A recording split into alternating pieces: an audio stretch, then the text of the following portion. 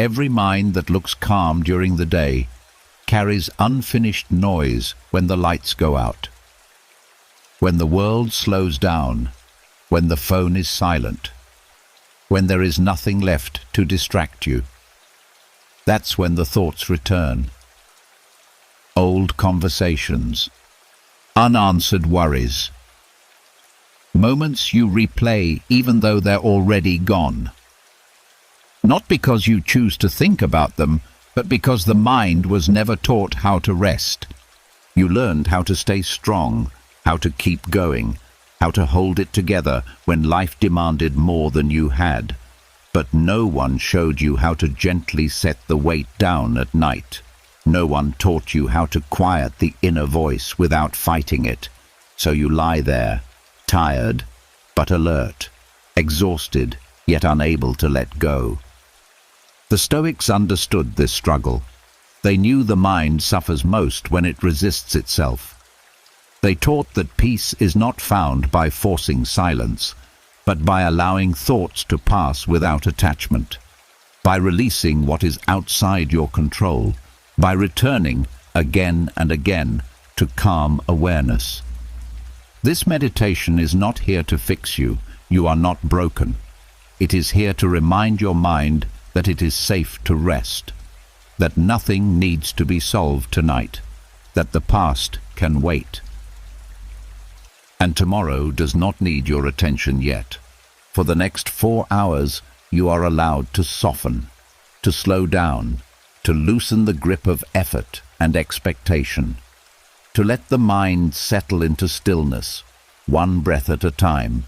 No pressure, no goals, just gentle awareness guiding you back to balance. As you listen, allow the body to grow heavy. Allow the thoughts to drift. You don't need to follow them. You don't need to stop them. Simply notice and let them fade. This is your time. A long, quiet return to yourself. A deep, stoic rest for the mind, and a calm beginning to the sleep your soul has been waiting for. The body has already begun to soften. Breathing has slowed without effort. The edge of the day is fading, and with it, the need to hold everything together. What comes next is not a new task, but a deeper letting go. A gentle turning inward, where the mind can finally stop arguing with life. There is a quiet truth many people never face until nightfall. So much of our tension does not come from what happened, but from how strongly we resist that it happened at all. We replay events. We rewrite endings. We wish the past had taken a different shape. And even when the body is ready for sleep, the mind keeps standing guard, protecting a version of life that no longer exists. This is where Amor Fati begins, not as a slogan, not as forced positivity, but as a deep inner agreement with reality. Amor Fati means loving what is, not because everything was pleasant, not because every outcome was fair, but because fighting reality long after it has arrived only multiplies suffering. The Stoics understood that peace does not come from changing fate, but from ending the war against it. As the mind drifts closer to sleep, defenses lower. The conscious mind loosens its grip. This is when acceptance can reach deeper layers, not through effort, but through permission. There is nothing you need to approve of tonight. Acceptance is not agreement. It is recognition. It is the quiet acknowledgement that what has happened belongs to the story of your life, whether you like it or not. And once something belongs, it no longer needs to be chased, fixed, or erased. The subconscious mind learns through repetition and tone, not force. When you stop resisting events in your thoughts, the nervous system receives a signal of safety. Muscles soften. Breathing deepens. The heart no longer prepares for a battle that is already over. Many people misunderstand acceptance as weakness. But notice what truly exhausts you. It is not the event itself. It is the endless mental struggle against it. The late-night conversations with people who are not there. The silent arguments with the past. The hope that tomorrow will somehow undo yesterday. Amor Fati invites a different posture. One where the mind rests instead of resists. Where fate is no longer treated as an enemy, but as a teacher that has already spoken. When practiced while drifting into sleep, this attitude gently rewires emotional memory. The brain begins to store experiences without sharp edges. Pain is remembered without the sting of self-blame. Loss is held without constant tightening. Even regret starts to lose its grip, because the mind is no longer asking, "Why did this happen to me?" It quietly shifts to, "This happened, and I am still here." This shift matters more than it seems. The subconscious shapes how you wake up, how you react, how you carry yourself through the day. If it learns resistance at night, it rehearses tension for tomorrow. If it learns acceptance, it rehearses calm. Amor Fati during sleep does not require thinking about every hardship. That would only stir the mind. Instead, it is practiced through a feeling of allowance, a sense that nothing needs to be pushed away right now. Thoughts can appear and fade without commentary. Memories can pass without judgment. You may notice the mind offering old scenes. Let them come without correction. Do not improve them. Do not argue with them. Let them be exactly as they are, and watch how quickly they lose weight when they are no longer resisted. The Stoics believe that fate is neutral. It is the mind that labels events as unbearable. When you remove the label, the event becomes lighter, not harmless, but honest, and honesty is easier to rest with than denial. As sleep deepens, this practice teaches the nervous system a powerful lesson. Nothing needs to be solved to be at peace. Nothing needs to be rewritten to be released. Life does not demand approval, only understanding. Over time, this changes how you meet difficulty when awake. Less tension before reacting, more space between event and emotion, a steadier presence that others can feel without you saying a word. Tonight, you are not training the mind to escape life. You are training it to stop running from it, to meet reality without tightening, to allow fate to be part of you instead of something you carry like a burden. As the mind continues to settle, acceptance moves deeper, not as an idea, but as a state, a quiet yes to what already is. And in that yes, the body finally understands that it can rest. As acceptance settles in from the previous reflection, something else naturally begins to loosen its grip. The tension of holding a personal story together starts to fade. The need to defend, explain, justify, or protect an image slowly softens. When fate is no longer treated as an enemy, the part of you that was constantly on guard finally senses permission to rest. There is a kind of exhaustion that sleep alone does not cure. It comes from carrying an identity all day long, from remembering who you are supposed to be, how you should be seen, and what you must protect. The ego works tirelessly. It compares you to others, replays conversations, scans for threats, and measures your worth through reactions and outcomes. Even when the body lies down, the ego often stays awake, reviewing the day as if it were still on duty. Stoic thinkers saw this clearly.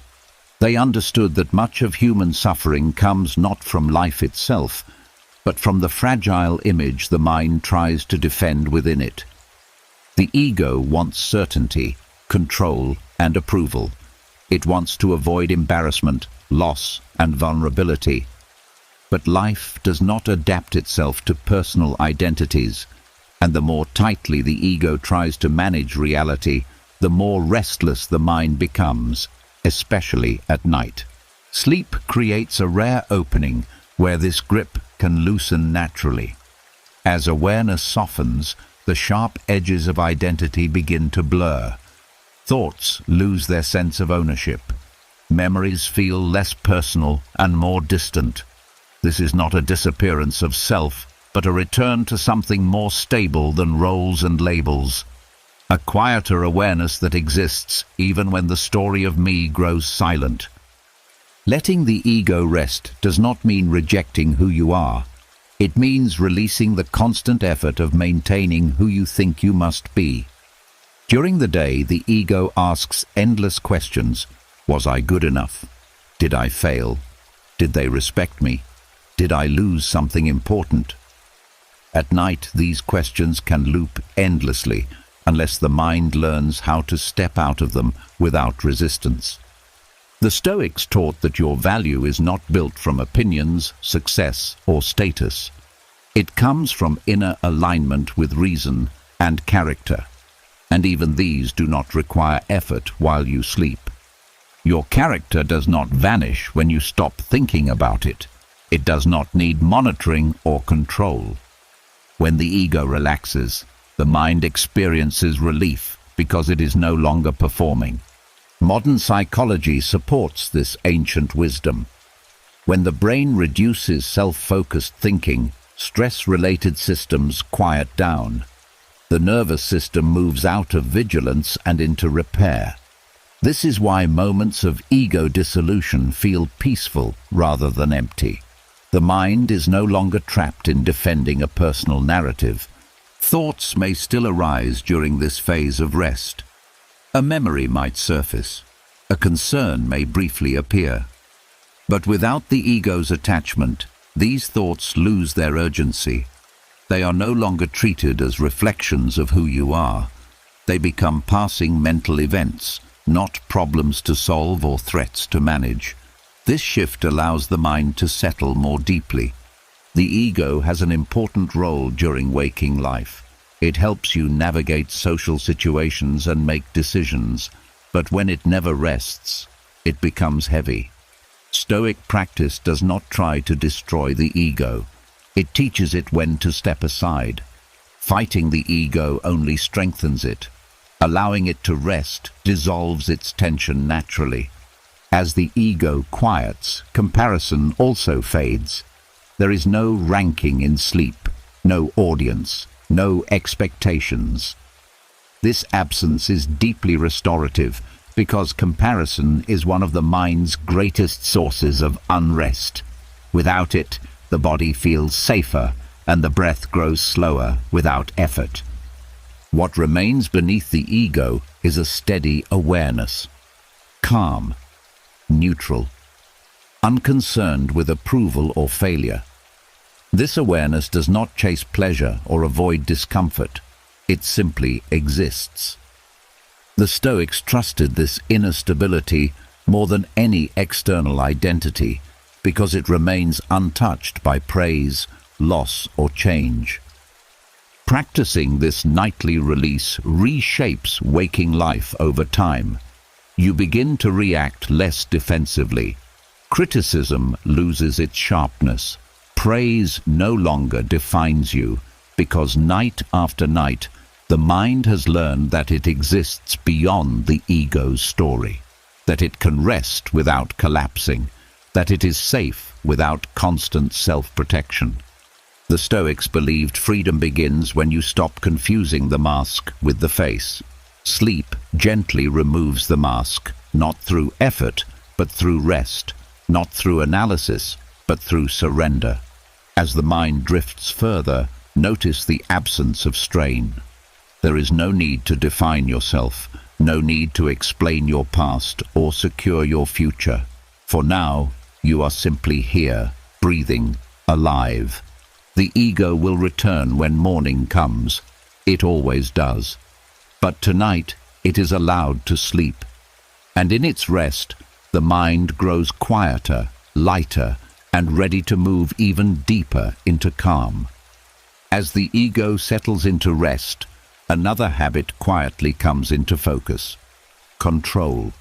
The constant need to manage outcomes, predict what comes next, and hold life in a tight mental grip begins to soften. When identity loosens, control often follows, because control is one of the ego's favorite tools. Without the need to protect a story about yourself, the mind no longer has to oversee everything. Control is often mistaken for safety.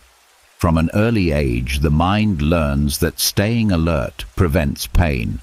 It plans, analyzes, and anticipates, believing that readiness will protect you from disappointment. Over time, this habit becomes automatic. Even when nothing is required of you, the mind keeps watch. This is why so many people feel exhausted at night without understanding why. The body is ready to sleep, but the mind is still trying to manage tomorrow.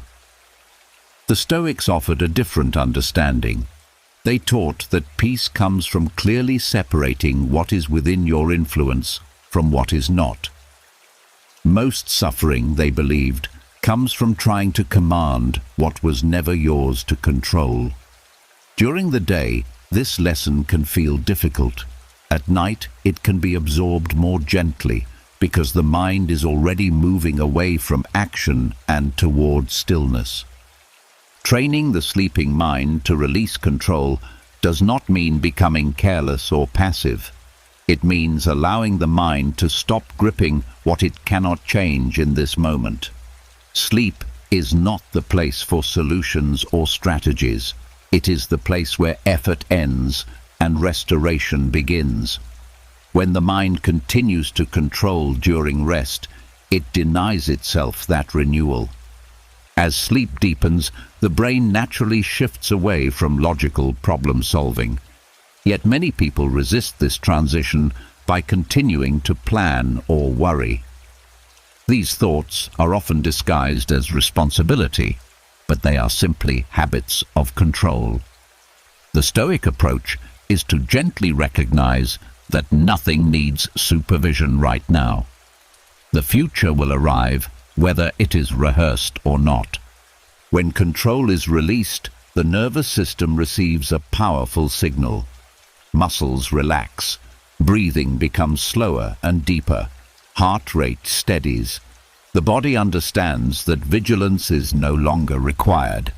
This physical response is not forced. It happens when the mind stops sending danger signals through constant anticipation. The sleeping mind learns through repetition. Each night you allow thoughts to arise without following them. You teach the brain that control is optional. A worry may appear, but instead of engaging with it, you let it pass. Not because it is unimportant, but because now is not the time. This creates a new pattern. The mind begins to trust that letting go does not lead to collapse. Control is closely tied to fear. The fear of loss, the fear of being unprepared, the fear of things going wrong without your involvement. But the Stoics reminded us that much of life unfolds beyond personal command. Accepting this is not defeat. It is alignment with reality.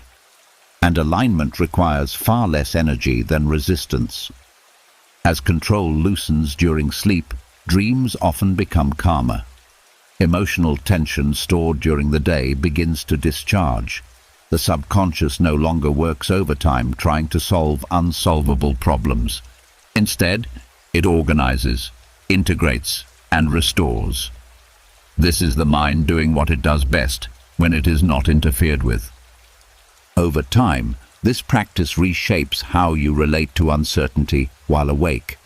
You begin to pause before reacting. You feel less urgency to fix everything immediately. You recognize that some things resolve themselves when given space. This does not make you weaker. It makes your actions more deliberate and grounded. Releasing control at night also builds trust. Trust in the body's ability to rest. Trust in the mind's ability to handle challenges when they actually arrive. Trust in life's unfolding, even when it does not follow your plans. The Stoics believed that trust in nature's order brings a quiet strength that force never can. As the mind continues to drift, notice how little effort is required right now. No decisions to make, no outcomes to manage, no future to secure. Thoughts may still appear, but they no longer demand action. They can rise and fall like background noise that fades as sleep deepens. Control will return when morning comes, just as the ego does. It will be available when it is useful, but tonight it is not needed. Tonight is for release. And in that release, the sleeping mind learns a deeper lesson. That rest is not something you earn by managing life well enough, but something that becomes possible when you finally allow yourself to let go. As control loosens its grip, space opens up inside the mind. In that space, emotions that were held tightly throughout the day begin to settle. Not because they are pushed away, but because they are no longer being constantly fed. When the mind stops managing outcomes, it also gains the chance to stop consuming emotional noise. Most emotional exhaustion does not come from feeling too much. It comes from repeatedly revisiting feelings long after the moment has passed. The mind chews on irritation, regret, resentment and worry as if they were unfinished meals. By nightfall, this constant emotional digestion leaves the nervous system overstimulated and tired. The Stoics noticed this pattern and offered a simple but powerful practice: intentional emotional fasting. Emotional fasting does not mean suppressing feelings or pretending they do not exist. It means choosing not to keep stimulating them when rest is needed. Just as the body benefits from a break in digestion, the mind benefits from a pause in emotional engagement. Night is the natural time for this pause, when action stops and restoration begins.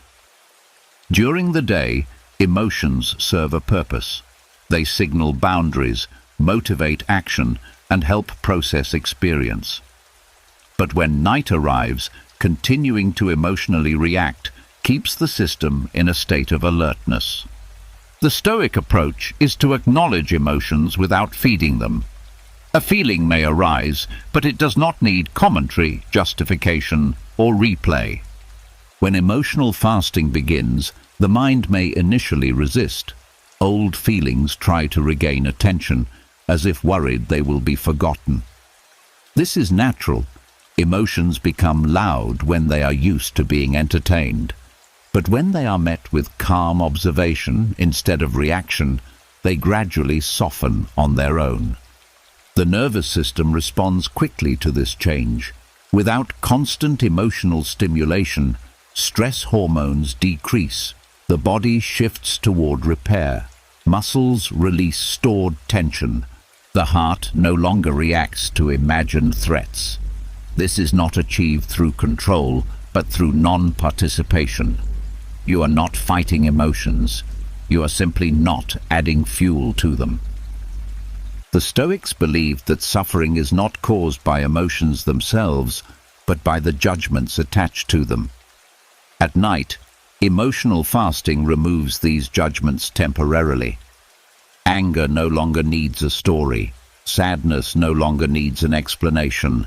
Anxiety no longer needs a forecast. Without these mental add-ons, emotions lose their intensity and pass more easily. This practice also teaches the subconscious an important lesson. It learns that emotions do not need immediate resolution, that they can exist without being analyzed, that rest does not require emotional closure. Over time, this reduces nighttime rumination and emotional looping. Emotional fasting at night creates a clean boundary between day and rest. The events of the day are allowed to remain in the day. They are not carried forward into sleep. This boundary is essential for psychological recovery. Without it, the mind never fully disengages from lived experience. As this habit develops, emotional resilience increases during waking life. You become less reactive, not because you feel less, but because you are no longer constantly stimulating emotional responses. You gain the ability to pause, to choose when to engage and when to let emotions settle on their own. The Stoics did not seek emotional numbness. They sought clarity. Emotional fasting provides that clarity by allowing feelings to settle naturally without interference. It creates space for wisdom to emerge, not through effort, but through quiet. As the night deepens, notice the simplicity of this state. Emotions may still pass through awareness, but they no longer ask for attention. They move like distant weather rather than storms overhead. There is no need to name them, no need to understand them. They are allowed to rest, just as the body rests. This gentle abstinence does not make you cold or detached. It makes you restored. By giving emotions a break at night, you allow them to function more cleanly when they are needed again. And in this emotional stillness, the mind drifts more easily into deep, uninterrupted sleep. As emotional noise fades into the background, something deeper becomes noticeable. Fear. Not the loud kind that announces itself clearly, but the quiet tension that lives beneath thoughts and feelings. The subtle readiness.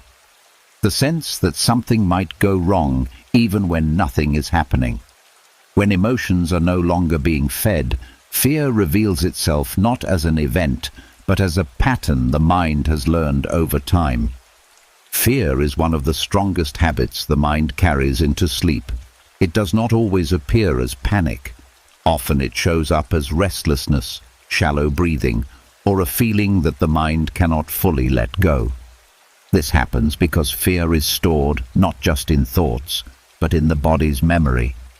The nervous system remembers moments of threat and prepares for them again and again, even when the danger is long gone. The Stoics understood fear differently than most people do. They did not see it as an enemy to defeat, but as a misunderstanding to correct. Fear, in their view, comes from false judgments about what can truly harm us. The mind reacts as if loss, discomfort, or uncertainty were unbearable, even though they are part of every human life. At night, when the conscious mind relaxes, these judgments can be gently questioned without argument. Nocturnal reflection works because the mind is more open and less defensive. During the day, fear often feels urgent and convincing. At night, it loses some of its authority. This creates a rare opportunity to reprogram how the nervous system responds, not by forcing courage, but by quietly changing what fear is allowed to mean. Many fear responses were learned unconsciously. A raised voice, a sudden loss, a moment of embarrassment or rejection. The body remembers these moments and reacts before reason has time to speak. Stoic reflection during sleep does not revisit these memories to relive them. It allows them to surface without alarm, showing the nervous system that remembering is not the same as reliving. When the mind stops reacting to fearful thoughts, the body begins to update its understanding of safety. The heart slows, muscles soften, breathing deepens. This physical shift teaches the subconscious something important. The feared outcome is not happening now, and because the body lives in the present, this lesson carries more weight than logical reassurance. The Stoics often reflected on worst-case scenarios, not to scare themselves, but to remove their power. At night, this reflection becomes subtle. Fearful thoughts may appear, but instead of escalating them, the mind meets them with calm acknowledgement. There is no urgency, no need to escape. This quiet response weakens fear's grip. Over time, fear loses its authority when it is no longer obeyed automatically. The mind learns that not every warning signal requires action. That uncertainty can exist without danger. That discomfort does not equal harm. These lessons settle deeply when learned in a relaxed state, because the nervous system is receptive rather than defensive. Nocturnal Stoic reflection also shifts how the mind views the future. Fear often lives in imagined outcomes, scenarios that have not happened but feel real enough to disturb rest. The Stoic approach gently returns awareness to what is real now. The body lying safely, the breath moving steadily, the night unfolding without threat.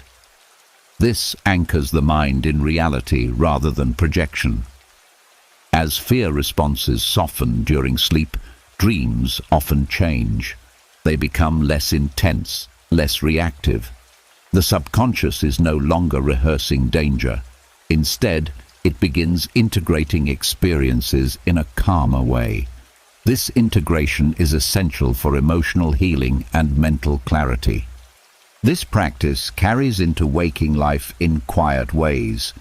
You may notice less immediate tension when faced with uncertainty, a greater ability to pause before reacting. Fear still appears, but it no longer controls your behavior as easily. You begin responding instead of bracing. The Stoics believed that courage is not the absence of fear, but the understanding of what is truly worth fearing. Nighttime reflection teaches this understanding at a level deeper than words. It shows the mind again and again that safety does not come from constant vigilance, but from clarity.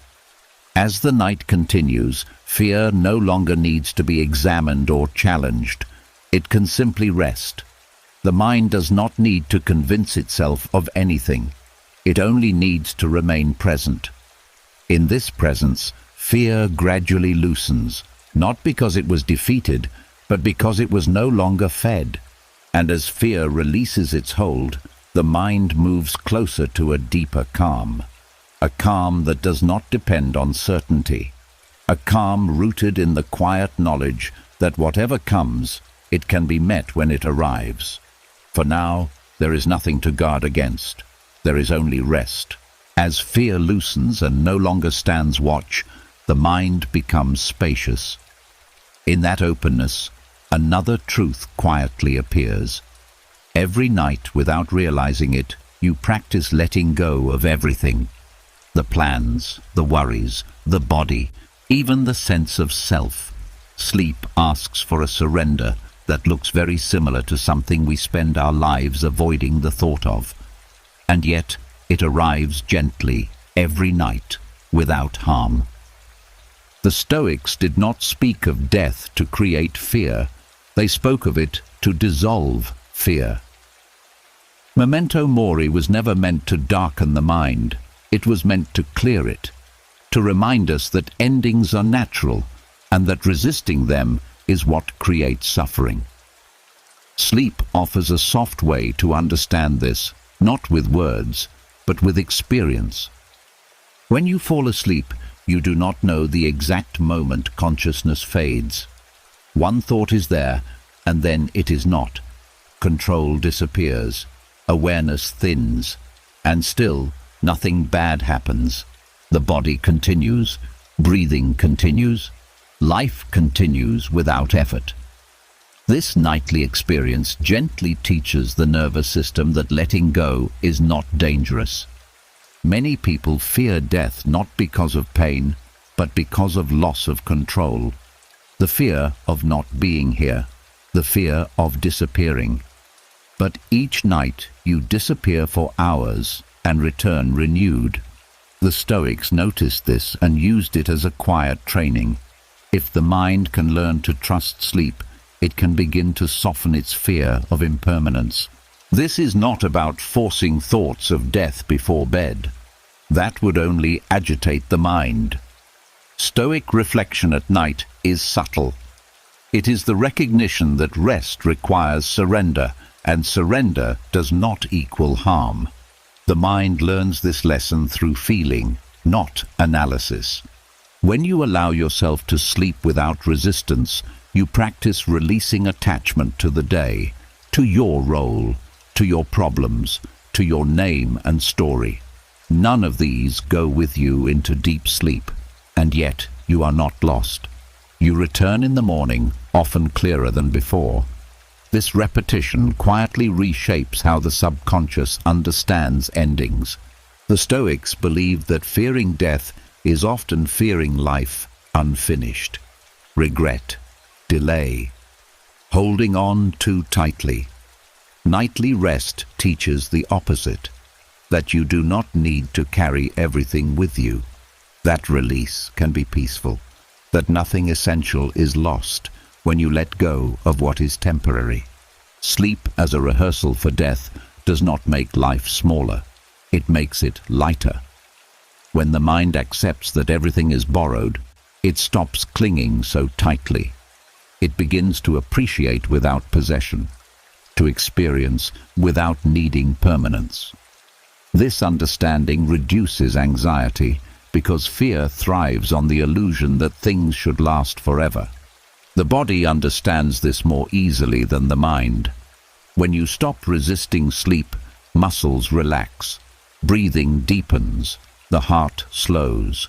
The body trusts the process. It does not ask questions. It does not demand guarantees. It simply follows nature. The Stoics admired this wisdom of the body because it aligns with the order of life itself. This practice also changes how the mind views endings during the day. Conversations end, moments pass, opportunities close.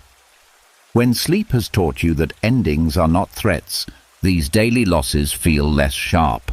You recover faster, you resist less, you move on without dragging the past behind you.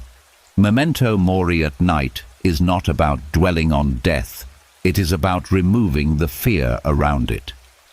The mind learns that absence of control does not mean absence of safety. That stillness is not annihilation. That rest is a return, not a disappearance. As awareness fades further, there is no need to hold on to identity, no need to remember who you are, no need to plan who you will be. This is not loss, it is rest. And rest is one of the most honest states a human being experiences. The Stoics believe that understanding death helps us live better, not sleep worse. When the mind accepts impermanence, it stops rushing. It stops postponing peace. It stops treating rest as something to earn. Sleep becomes an ally instead of a struggle. As the night deepens, there is nothing to prepare for, nothing to defend, nothing to become. Just a gentle fading into stillness, trusting that life knows how to carry itself forward. This trust is not blind, it is practiced night after night. And in this quiet rehearsal, the mind learns something profound without words. Letting go is safe, stillness is natural, and peace does not require holding on. As the mind grows familiar with letting go, another habit gently comes into view. The habit of living ahead of time. Even while the body rests, the mind often walks into tomorrow, arranging conversations, rehearsing outcomes, preparing for moments that have not yet arrived. After learning that release is safe, the next quiet lesson is learning that waiting is unnecessary. Tomorrow has a strange pull on the mind. It promises solutions, threats, opportunities, and demands. It feels urgent even when it does not exist yet. The Stoics noticed that much of human unrest comes from borrowing trouble from the future. The mind leaves the present and carries weight that does not belong to this moment. At night, this habit becomes especially clear because the future has nowhere useful to go. Detaching from tomorrow does not mean neglecting responsibility. It means understanding timing. Night is not designed for planning or preparation. It is designed for restoration. When the mind insists on managing what has not yet arrived, it interrupts the natural rhythm of rest and renewal. The sleeping mind does not need forecasts. It does not benefit from rehearsals. When tomorrow's concerns appear at night, they are stripped of context and clarity. They become exaggerated, vague, and emotionally charged. The Stoics understood that reason works best in daylight, when action is possible. At night, reason rests, and imagination takes over. This is why future thinking becomes heavier after dark. Letting go of tomorrow before it arrives is an act of trust. Not blind trust, but practical trust. Trust that you will meet what comes when it comes. Trust that your waking mind will be better equipped after rest. Trust that nothing essential is lost by postponing concern. The mind often argues against this. It says, preparation equals safety. But preparation at the wrong time becomes rumination. It does not improve outcomes. It only drains energy. Stoic wisdom teaches that energy conserved is energy available. Rest is not avoidance. It is strategy. When you detach from tomorrow at night, the nervous system receives relief. There is no countdown, no anticipation, no internal pressure to be ready. The body responds by settling deeper into rest, because the future no longer feels like a looming threat. This practice begins simply. When thoughts of tomorrow arise, they are acknowledged without engagement. There is no pushing away, no judgment, just the quiet recognition that this concern belongs to another time. This gentle postponement teaches the subconscious that it does not need to stay alert all night. Over time, this retrains the mind's relationship with time itself. You begin to experience the present more fully, not just at night, but during the day as well. You notice when the mind tries to leap ahead unnecessarily. You gain the ability to return without force. The Stoics believed that the present moment is the only place where action and choice exist. Tomorrow is only a concept until it becomes now. By detaching from it at night, you align with this truth in a lived, embodied way, not just as an idea. Detaching from tomorrow also softens anxiety. Anxiety thrives on uncertainty combined with anticipation. When anticipation is removed, uncertainty loses its edge. The mind stops bracing for what it cannot yet define. This creates a sense of openness rather than tension. As sleep deepens, the mind naturally narrows its focus. Awareness turns inward. Sensory input fades. This is not the time to carry external timelines. The body does not operate on schedules during sleep. It follows cycles. Detaching from tomorrow allows the mind to follow the body instead of dragging it forward. This practice also improves decision-making in waking life. When the mind is well rested, it approaches tomorrow with clarity rather than urgency. Problems are met with steadiness instead of haste. You respond rather than rush. This is not coincidence. It is the result of allowing the mind to reset fully at night. The Stoics taught that peace comes from doing what belongs to the moment and releasing what does not. At night, tomorrow does not belong. It has no place in rest. Understanding this removes a great deal of unnecessary struggle. As awareness continues to soften, notice how little is required right now.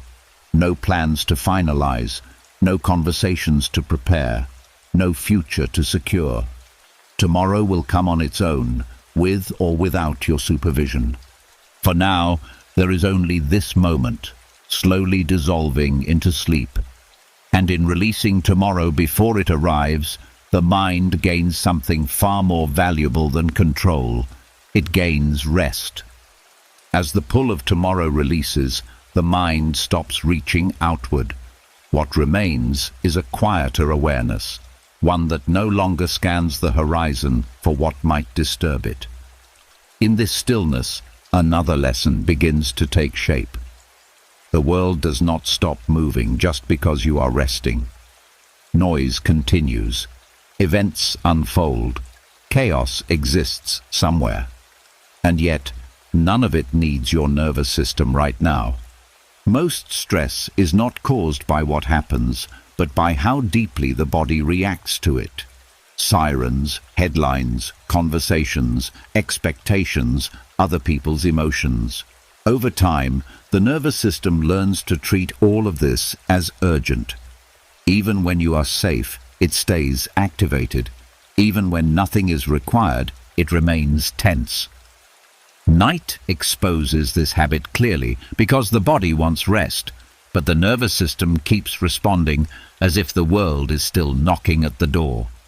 The Stoics understood that peace does not come from controlling the world, but from deciding how much of it you allow inside. They trained themselves to remain steady regardless of external movement, not by numbing themselves, but by recognizing that most events are outside personal command and therefore not worth internal disturbance. Teaching the nervous system indifference does not mean becoming cold or detached from life. It means teaching the body that not every signal deserves a reaction, that noise does not equal danger, that movement does not require response. At night, this lesson can be learned gently because the mind is no longer engaged in action. The nervous system is shaped by repetition, not logic. You cannot reason it into calm. You have to show it calm. When you lie still and allow external thoughts to pass without response, the body learns that it can remain relaxed even while imagining chaos. This is how resilience is built from the inside. External chaos often enters the mind at night as fragments. A memory of conflict, a troubling image, a sense that the world is unstable. These impressions do not need to be analyzed. Analysis keeps the system alert. Indifference teaches something deeper. It says, "This exists, and I do not need to react to it now." The Stoics practiced this through mental distance. They reminded themselves that events are neutral until judged. At night, judgment can rest. When judgment rests, the nervous system follows. Muscles loosen, breathing slows. The body stops preparing for action. This indifference is not avoidance. It is selective engagement. The nervous system learns that it does not have to absorb everything, that it can allow life to move without moving with it. This creates a powerful sense of internal safety, because safety is no longer dependent on the environment being calm. Over time, this practice rewires stress responses. The body becomes less reactive during the day. Sudden changes feel less threatening. Noise feels less invasive. Other people's emotions lose their ability to hijack your internal state. This is not because you care less, but because you are no longer physically shaken by what you cannot control. Night is the ideal time for this training because the stakes are low. Nothing is required of you. You are not ignoring responsibilities. You are simply teaching the body a new baseline. A baseline where stillness is possible even when the world is not perfectly ordered. The nervous system often confuses familiarity with safety. If it is used to tension, calm feels unfamiliar. At first, indifference may feel strange, even uncomfortable. The body may look for something to react to. This is normal. With patience, the system learns that calm is not a threat. Stoic indifference is grounded in clarity. It recognizes that reacting to everything is unsustainable, that peace requires boundaries, not walls. At night, these boundaries are internal. You are not shutting the world out. You are choosing not to carry it into rest. As sleep deepens, external references fade naturally. Sounds become distant, thoughts slow. The body turns inward. This inward turn is not withdrawal, it is restoration. The nervous system recalibrates itself when it is no longer flooded with signals. Practicing this regularly creates a quiet strength. You begin to trust your inner stability more than external order. Chaos no longer feels personal. It becomes something that happens, not something that invades. This shift reduces chronic stress at its source. The Stoics believed that tranquility comes from aligning with nature's flow rather than resisting it. The world will always move. Events will rise and fall. Teaching the nervous system indifference at night aligns you with this truth without effort. As awareness continues to soften, notice how little reaches you now. The world is still there, but it does not press against you. You are allowed this distance. You are allowed this calm. Nothing outside needs a response in this moment. In this state, the nervous system rests deeply, and in that rest, it learns something essential. That peace is not the absence of chaos, but the absence of unnecessary reaction. As the nervous system learns not to react to everything outside, attention naturally turns inward. In that inward space, another source of tension becomes clear, a voice that comments on everything, a presence that measures, evaluates, corrects, and criticizes. Even in silence, it speaks. Even in rest, it watches. This is the inner judge, and it rarely sleeps unless it is gently taught how. The inner judge develops early. It forms as a way to stay safe, to avoid mistakes, to earn approval. Over time, it becomes automatic. It judges thoughts, emotions, memories, even rest itself. It says, you should have done more, known better, reacted differently. At night, when distractions fade, this voice often grows louder because it finally has space to be heard. The Stoics were deeply aware of this habit. They understood that constant self-judgment keeps the mind in a state of tension. Not because judgment is always wrong, but because it is rarely timed well. Night is not the moment for correction. It is the moment for quiet. Stoic silence practices are not about silencing thoughts by force. Force only strengthens the judge. Silence, in this sense, is the absence of engagement. It is choosing not to respond to every inner comment, not arguing with it, not agreeing with it, simply letting it speak without giving it authority. The inner judge survives on attention. When it is listened to, it expands. When it is debated, it sharpens. When it is ignored gently, it weakens. Stoic silence removes the fuel without creating resistance. This is why it works so well during sleep, when effort naturally falls away. As awareness settles, the mind may still produce judgments about the day, about choices made, about things left undone. The practice is not to correct these thoughts, but to allow them to pass without response. No defense, no explanation, no improvement, just quiet observation. This creates a subtle but powerful shift. The mind learns that thoughts are not commands, that self-criticism does not require obedience. The nervous system responds by relaxing because it is no longer bracing for internal attack. The Stoics believed that peace comes from aligning judgment with reason. At night, reason rests. That does not mean the mind becomes irrational. It means that evaluation can pause. Silence becomes a form of wisdom rather than avoidance. When the inner judge quiets, the body feels safer. Many people do not realize how physically stressful self-judgment is. Tight shoulders, shallow breathing, a clenched jaw. These are signs of constant internal evaluation. When judgment pauses, these tensions often release on their own. Stoic silence also creates space for self-trust. Without constant correction, the mind remembers that it can exist without being managed every second. This builds confidence at a deeper level than praise ever could. Confidence that does not rely on performance. The inner judge often claims it is necessary for growth. The Stoics would disagree. Growth comes from clear action and reflection, not from endless self-criticism. Night is not for growth. It is for integration.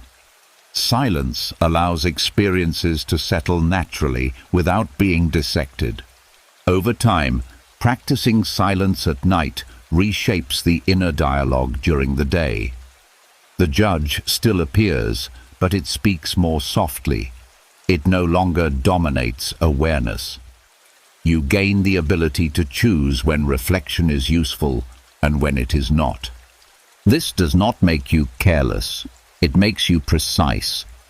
When judgment is used intentionally, it becomes guidance rather than punishment. When it is allowed to rest, the mind recovers its balance. Stoic silence is also compassionate. It recognizes that the mind does not need to be harsh to be effective. That clarity comes more easily when pressure is removed. That rest is a form of respect for the self. As the night deepens, silence becomes more natural. Gaps appear between thoughts. The inner judge speaks less frequently. When it does speak, its words fade quickly. There is no argument, no conclusion, just quiet. In this quiet, awareness becomes simpler. There is no need to assess the moment, no need to improve it. The present is allowed to be exactly as it is. This is not indifference, it is peace. The Stoics believed that true freedom comes from mastering the inner world. Silence is one of the most powerful tools for this mastery because it does not fight the mind. It allows it to rest. As awareness continues to soften, the inner judge has nothing left to evaluate. There is no task, no performance, no standard to meet, only breathing, only being. And in this silence, the mind finds something it rarely experiences during the day: relief. As the inner judge grows quiet, another habit gently loosens: the need to know, the urge to resolve everything before rest. Questions that circle without answers often remain when other thoughts have faded. They wait in the background, unfinished and heavy. When silence arrives, they step forward, asking to be solved before sleep is allowed. Many minds believe rest must be earned through clarity, that every loose end must be tied, every uncertainty explained. But night was never designed for answers. It was designed for release. The Stoics understood that wisdom includes knowing when to stop asking. Some questions belong to action, others belong to time, and some do not need answers at all. Unanswered questions carry weight because the mind treats them as open threats. Why did this happen? What will become of that? Did I choose correctly? What does this mean for my future? These questions feel important, but at night they lose context. Without action available, questioning turns into rumination. It does not bring insight. It only keeps the system alert. Surrendering unanswered questions does not mean giving up on understanding. It means trusting timing. The Stoics believe that many truths reveal themselves only after the mind stops forcing them. Insight arrives more easily in a rested mind than in a strained one. The mind often resists surrender because it confuses unanswered questions with danger. It believes that not knowing is unsafe. But notice what actually causes harm, not the lack of answers, but the endless search for them at the wrong time. Nighttime questioning drains energy without producing clarity. When you allow questions to remain unanswered before sleep, the nervous system relaxes. There is no pressure to conclude, no demand to resolve. The body recognizes that it does not need to stay awake guarding uncertainty. This response is physical as much as mental. Muscles soften, breathing slows. The mind stops scanning. The Stoics taught that control over understanding is limited. Some things cannot be reasoned through immediately. Some experiences need to settle. Some questions dissolve on their own when given space. Sleep provides that space, but only if questioning is allowed to rest. Surrender is often misunderstood as weakness. In Stoic thought, surrender is clarity. It is the recognition of what is within reach and what is not. At night, answers are not within reach. Accepting this conserves strength rather than wasting it. As awareness softens, questions may still appear. The practice is not to chase them, not to answer them, not to push them away. Simply to acknowledge their presence and let them remain unresolved. This teaches the mind that uncertainty does not require immediate action. Over time, this changes how the mind relates to doubt. Doubt becomes less threatening. You begin to trust that clarity can arrive later or not at all without harm. This trust reduces anxiety at its source. The Stoics believed that peace comes from focusing on what can be done now. At night, what can be done is rest.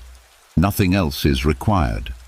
Questions about meaning, outcome, or future direction can wait without consequence. This practice also improves problem solving during the day. When the mind rests instead of forcing answers, it becomes more flexible.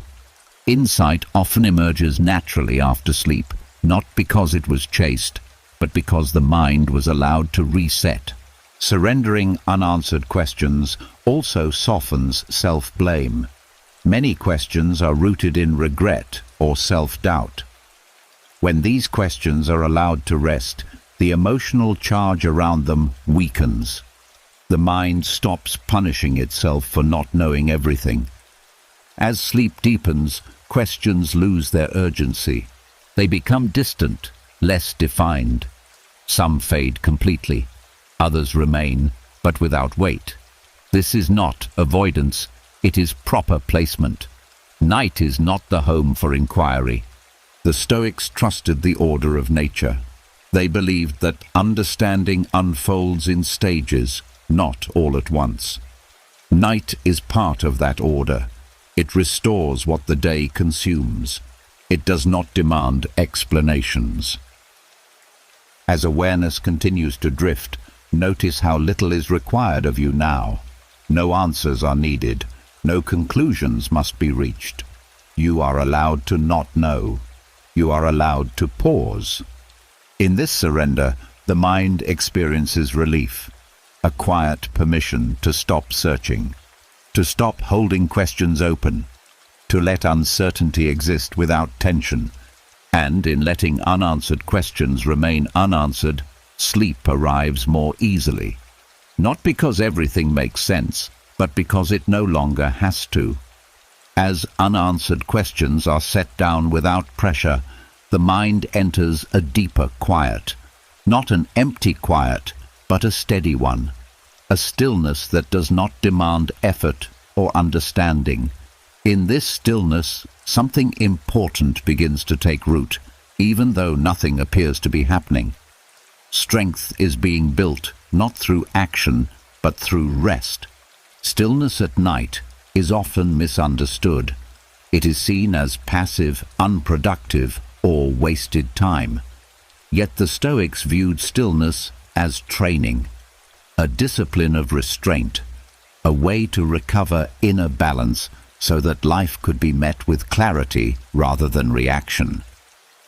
They understood that resilience is not forged in constant effort, but in the spaces where effort stops. During the day, the mind is pulled in many directions. Decisions, pressures, interactions, surprises. Each one draws on emotional and mental reserves. Without replenishment, these reserves run thin. When that happens, small challenges feel overwhelming, and minor frustrations trigger strong reactions. Nighttime stillness restores what the day consumes. This restoration does not happen when the mind stays busy. It happens when the mind learns to remain present without stimulation, when it stops reviewing, correcting, planning, or defending. In stillness, the nervous system resets its baseline. Stress responses calm. Emotional reactivity softens. The body relearns what neutral feels like. The Stoics believed that resilience comes from knowing what does not require response. Stillness teaches this lesson without words. When the mind rests quietly, it learns that not everything needs engagement, that silence is not dangerous, that nothing falls apart when you stop managing it. This lesson carries forward into waking life. A mind familiar with stillness does not rush as quickly into reaction. It pauses naturally. When something unexpected happens, there is space before response. That space is resilience. It allows choice where there used to be impulse. Stillness also strengthens emotional endurance. When emotions are allowed to settle at night without stimulation, they are less likely to overflow during the day. You are not suppressing feeling. You are digesting it properly. This makes it easier to remain steady under pressure because emotions are no longer backed up. The body plays a central role in this process. During stillness, muscles release chronic tension. Breathing becomes deeper and more rhythmic. The heart rate stabilizes. These physical shifts teach the nervous system that it doesn't need to remain on alert. A calm body supports a calm mind. The Stoics trusted the intelligence of this process. They did not believe resilience came from hardening oneself against life. They believed it came from alignment. When the inner state is aligned, external challenges lose their power to destabilize. Stillness at night also improves clarity. A rested mind sees situations more accurately. It separates what matters from what does not. This clarity reduces wasted energy. You stop fighting battles that were never necessary. You conserve strength for what truly requires it. Over time, this nightly practice reshapes identity. You begin to see yourself not as someone who must always endure, but as someone who can recover. This shift is subtle but profound.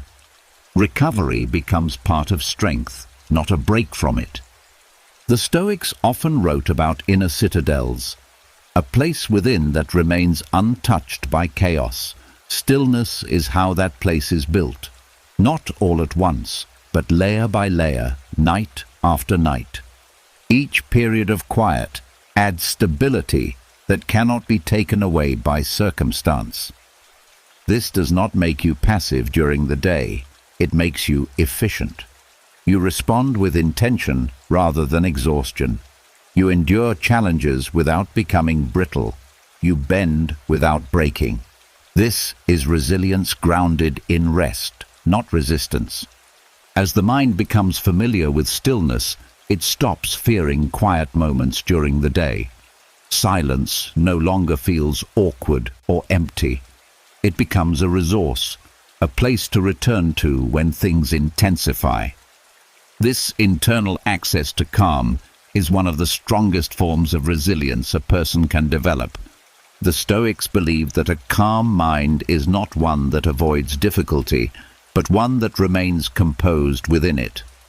Nighttime stillness trains this composure. It removes unnecessary noise so that strength can reorganize itself naturally. As awareness continues to soften, notice how grounded everything feels. No urgency, no strain, no demand. This state is not separate from your waking life. It is preparing it, quietly, efficiently, without effort. In this stillness, resilience is not forced. It is restored. And when morning comes, it will move with you, not as tension, but as steadiness. As stillness settles and strength quietly rebuilds, the mind begins to notice something it rarely questions during the day. How much it has been asked to think. How often it has been pulled into analysis, opinions, comparisons, and constant interpretation. In this calm, a contrast becomes clear. Rest is not just personal recovery. It is a quiet refusal to participate in unnecessary mental noise. Overthinking has become normal. It is encouraged, praised, even expected. The culture rewards constant commentary, rapid conclusions, endless processing. Silence is often mistaken for ignorance. Pausing is confused with falling behind. Many people carry this pressure into the night, believing that thinking more will eventually bring peace. Instead, it brings fatigue. Stoic sleep stands in opposition to this pattern, not as rebellion, but as restraint. The Stoics believed that not every thought deserves attention. That wisdom includes knowing when the mind should act and when it should be left alone.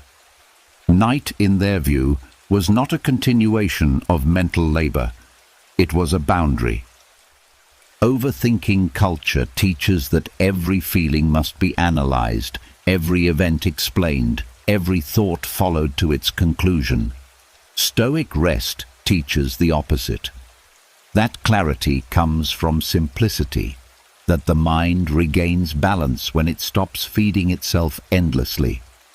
When you allow the mind to rest without solving, labeling, or interpreting, you step outside a system that thrives on constant stimulation. This is not avoidance, it is discernment. You are choosing not to consume what drains you when consumption is no longer useful. The nervous system responds immediately to this choice. Without constant cognitive input, it downshifts. Stress responses quiet. Mental loops lose momentum. The body recognizes that it no longer needs to keep pace with an invisible demand to think. Stoic sleep reminds the mind that awareness does not require commentary.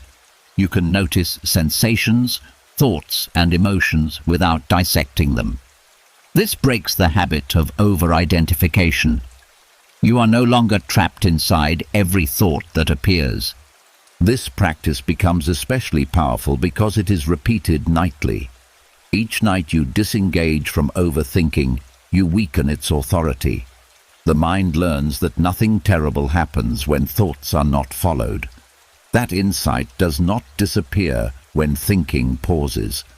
That understanding often deepens in silence. The Stoics warned against being ruled by impressions. Overthinking is often just impressions multiplying without restraint. At night, when impressions are allowed to pass without engagement, the mind regains sovereignty. It is no longer being dragged by every idea that surfaces. This resistance is quiet. There is no confrontation, no declaration, simply rest. And rest, practiced consistently, reshapes habits more effectively than force ever could. As this becomes familiar, the effects carry into daytime. You begin to notice when thinking turns excessive. You sense when analysis stops being helpful and starts becoming noise. And because you have practiced stepping out of it at night, you can step out of it during the day. Stoic sleep does not reject thought. It restores its proper place. Thinking becomes a tool again, not a constant background activity. This reduces mental clutter and improves focus. When thought is used deliberately, it becomes clearer and more effective. The culture may continue to demand opinions, reactions, and constant engagement.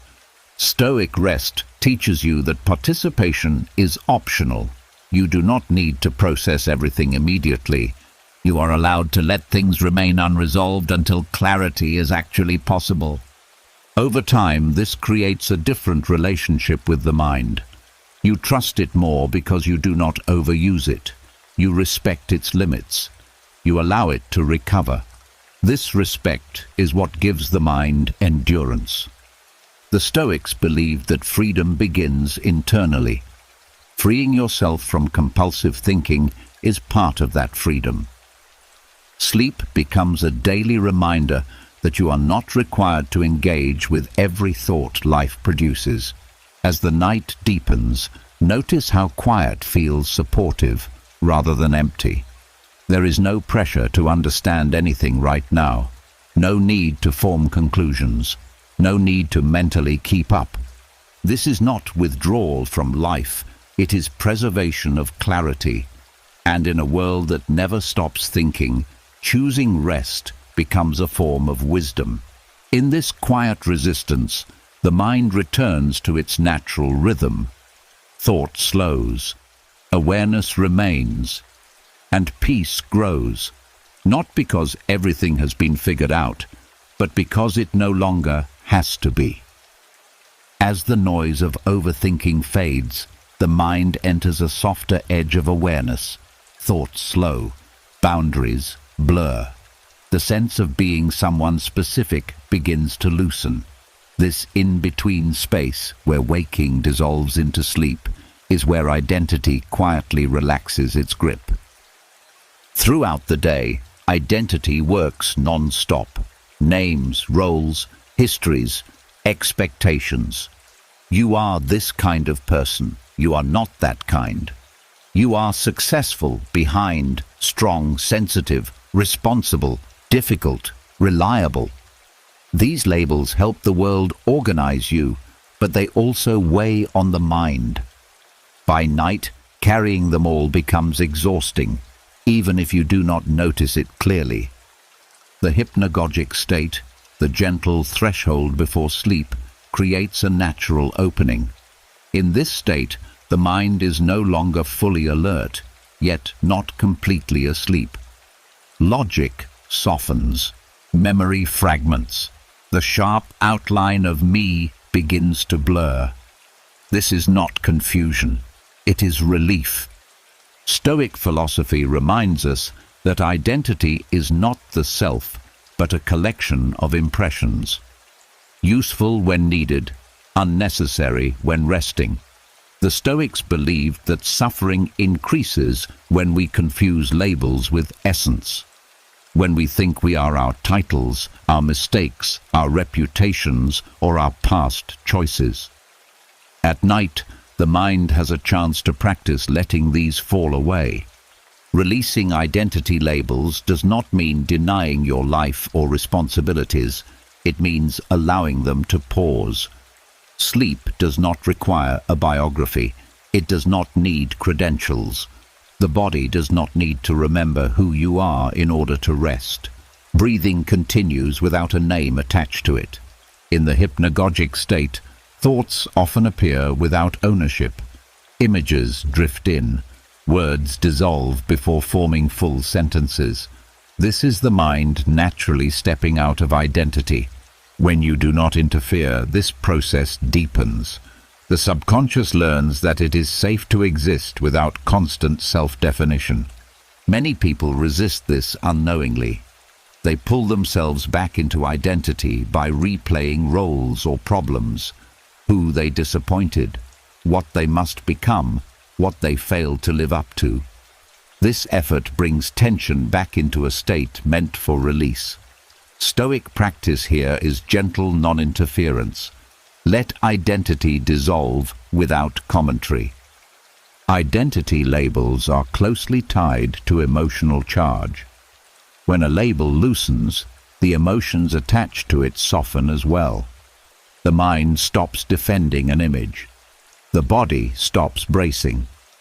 This is why releasing identity often brings a sense of lightness rather than emptiness. The Stoics taught that your true self is the observing mind, not the story it tells. In the hypnagogic state, observation remains, but the story fades. Awareness becomes simple. There is no need to be impressive, correct, productive, or consistent. You are allowed to be undefined. This practice quietly reshapes how the subconscious relates to self-worth. When the mind repeatedly experiences rest without identity, it learns that worth is not dependent on performance. This lesson sinks deeper during this half-dream state because defenses are lowered. There is no argument, only experience. Releasing identity labels also softens fear. Many fears are rooted in protecting an image. Fear of failure, fear of judgment, fear of losing status. When identity dissolves, these fears lose their anchor. The nervous system relaxes because there is nothing to protect in this moment. Over time, this nightly release changes waking life. You become less rigid in how you see yourself, less trapped by labels you once carried automatically. You respond more flexibly to change because identity feels less fragile. This does not weaken character. It strengthens it by removing unnecessary pressure. The hypnagogic state teaches impermanence in a gentle way. Identity comes and goes.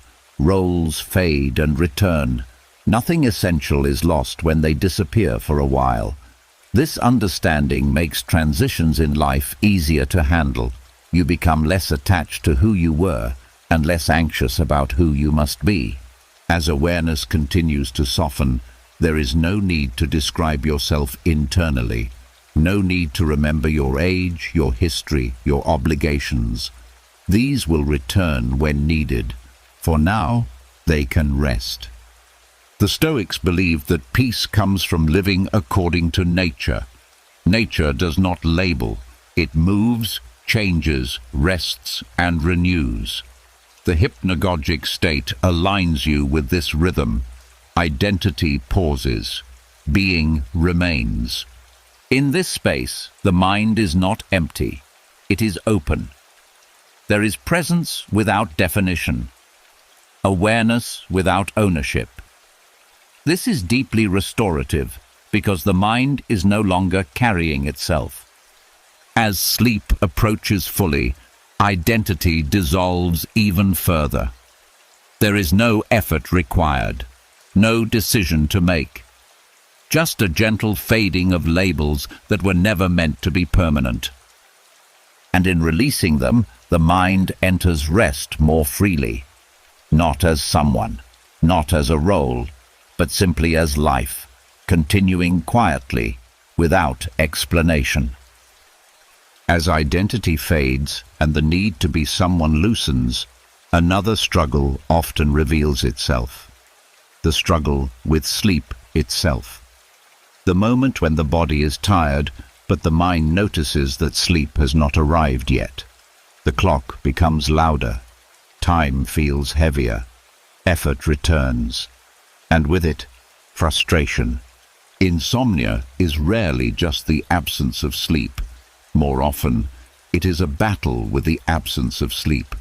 The mind notices wakefulness and reacts to it. It tightens.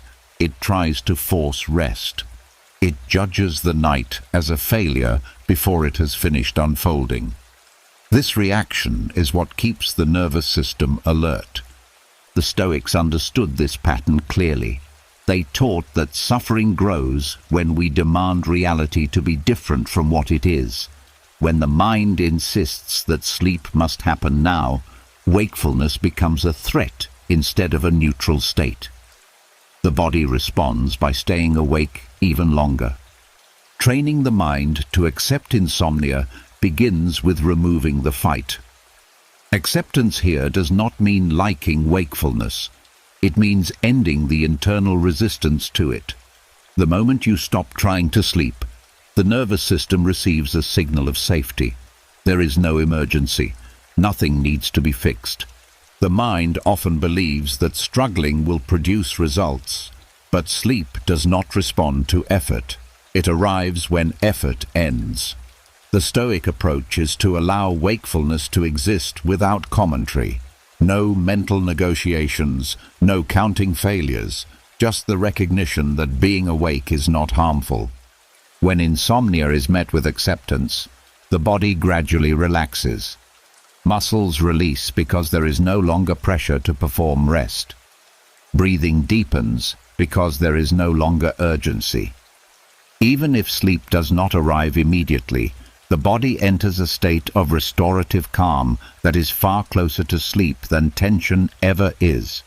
The Stoics believed that peace comes from aligning with the present moment. If the present moment includes wakefulness, then peace must include it too. Resisting it only creates additional layers of distress. Accepting it removes those layers. This practice also reframes the meaning of rest. Rest is not only unconsciousness, it is the absence of struggle. Lying quietly, breathing steadily, allowing thoughts to pass without engagement already restores the nervous system. The mind often overlooks this because it is fixated on sleep as a goal. When insomnia is accepted, fear around it begins to dissolve. Fear of being tired tomorrow. Fear of losing control, fear of the night repeating itself. These fears fuel alertness. Acceptance removes their fuel. The Stoics taught that anticipation of suffering often hurts more than suffering itself. Insomnia becomes heavier when it is projected into the future. Accepting wakefulness keeps attention in the present, where nothing catastrophic is happening. As the mind practices this nightly, it learns something important. Being awake is safe. Nothing bad happens when sleep is delayed. This lesson retrains the nervous system over time. Wakefulness no longer triggers alarm. And when alarm fades, sleep often follows naturally. This approach also removes self-blame. Many people judge themselves for not sleeping well. They see it as a personal failure. Stoic acceptance removes this judgment. Sleep is not a moral achievement. Wakefulness is not a flaw. Both are natural states. Training acceptance does not require positive thinking. It requires neutrality. The thought is not, "This is good," but "This is what is happening." That simple shift changes everything. Neutrality allows the mind to stop monitoring itself. When thoughts arise during wakefulness, they are allowed to pass without correction. There is no need to calm them. There is no need to solve them. They can exist without consequence. This teaches the mind that it does not need to stay alert to manage them. Over time, the fear of insomnia weakens. Nights become less charged. Even when sleep is light, rest feels deeper. And often, sleep arrives more easily because the mind has learned to stop chasing it. The Stoics believed that tranquility comes from accepting what nature provides in each moment. Some nights bring deep sleep. Some bring quiet wakefulness. Both can be met without struggle. Both can pass without harm. As awareness continues to soften, notice that nothing is being demanded of you right now. You do not need to fall asleep. You do not need to measure time. You do not need to improve the moment. You are allowed to be awake without effort. This permission is powerful. It removes the last barrier to rest. Because the mind no longer feels trapped in a problem, it relaxes. And relaxation, not force, is the doorway to sleep. Even if sleep comes later, the struggle has already ended. And in ending the struggle, the mind has learned a deeper lesson. Peace is not dependent on conditions. It begins the moment resistance stops. As the struggle around sleep softens, another quiet desire comes into view. The wish to leave a mark. The hope that something of you will remain, that your efforts mattered, that your name, your work, your pain, or your love will not disappear unnoticed. When the night grows quiet, this need can surface gently, not as pride, but as longing. The need to be remembered often hides beneath many thoughts. It shows up as worry about legacy, concern over wasted time, or fear that life passed too quickly. During the day, this need is distracted by tasks and noise. At night, when those distractions fade, it asks to be acknowledged. The Stoics spoke clearly about this. They believed that the desire for remembrance binds the mind to the future in a way that steals peace from the present. Wanting to be remembered is not wrong, but clinging to it creates tension. It turns life into a performance for an audience that may never arrive. Letting go of the need to be remembered does not mean that your life lacks value. It means your value is not dependent on memory. The Stoics understood that everything human fades. Names disappear, stories blur, even great achievements dissolve into time. This was not meant to discourage, but to free the mind from carrying unnecessary weight. At night, this lesson becomes easier to absorb. Sleep does not preserve identity. It does not record accomplishments. It does not carry history forward. And yet, rest is safe. The body continues. Life continues. This shows the subconscious that existence does not require recognition to be valid.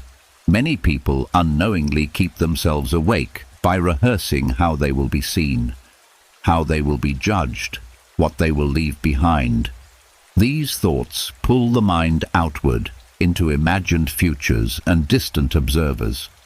Letting go of remembrance gently brings the mind back to where rest actually happens.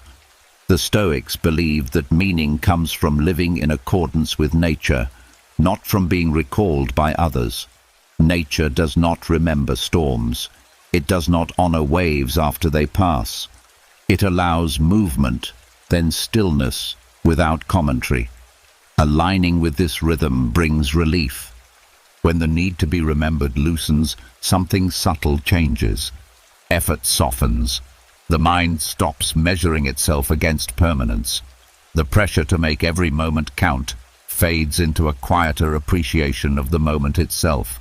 This release also dissolves fear. Much fear is rooted in the idea that if life is not remembered, it was wasted. The Stoics rejected this idea. They believed that a life lived with integrity needs no witness. Its value is complete the moment it is lived. At night, the subconscious can learn this without argument. There is no audience in sleep, no record being kept, no future judgment waiting, and yet peace is possible. This experience teaches the mind that worth does not depend on legacy. Letting go of remembrance also reduces comparison. When you stop measuring yourself against how long others will remember you, competition fades. Envy loses its grip. The mind becomes less concerned with status and more grounded in being. This does not erase love or contribution. You still care. You still act. You still leave impact. But you are no longer carrying the burden of ensuring it lasts forever. Actions become lighter when they are done for their own sake, not for preservation. The Stoics often reflected on how quickly even emperors were forgotten. This was not meant to diminish life, but to humble the ego and soothe the mind. When you realize that forgetting is natural, you stop fighting it. And when you stop fighting it, rest becomes easier. As the night deepens, there is no need to hold your story together. No need to preserve a version of yourself. No need to ensure that something remains. You are allowed to be temporary. You are allowed to pass through this moment without leaving proof. This permission is deeply calming. The nervous system relaxes when it no longer feels responsible for permanence. The mind stops reaching into the future to secure meaning. Meaning returns to the present, where it belongs. Letting go of the need to be remembered also brings gratitude. When you no longer chase legacy, small moments regain their richness. Breathing, warmth, stillness. These require no record. They are complete as they are. The Stoics believed that peace comes from accepting the limits of human life. One of those limits is memory. Accepting this does not erase significance. It removes anxiety. As awareness softens further, notice how little needs to endure for rest to happen. You do not need to be known. You do not need to be recalled. You do not need to leave anything behind tonight. For now, it is enough to be here, breathing, alive, and allowed to fade gently into sleep without carrying your name forward. And in letting go of the need to be remembered, the mind finds a rare freedom, the freedom to rest without trying to last.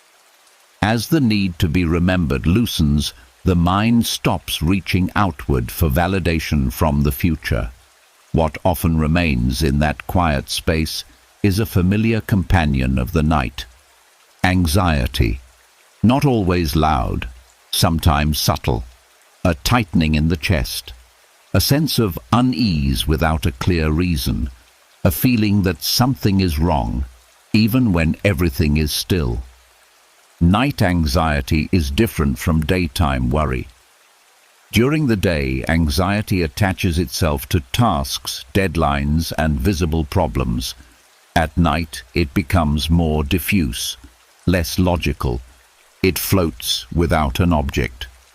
This is because the mind, no longer distracted, turns its attention inward and finds stored tension waiting to be felt. The Stoics did not treat anxiety as a flaw. They saw it as energy without direction, awareness without clarity. Anxiety, in their view, is the mind reacting to impressions it has not yet learned to observe calmly. Night offers the perfect conditions to retrain this response because nothing needs to be acted on. Transforming night anxiety does not begin by trying to remove it. Resistance only sharpens it.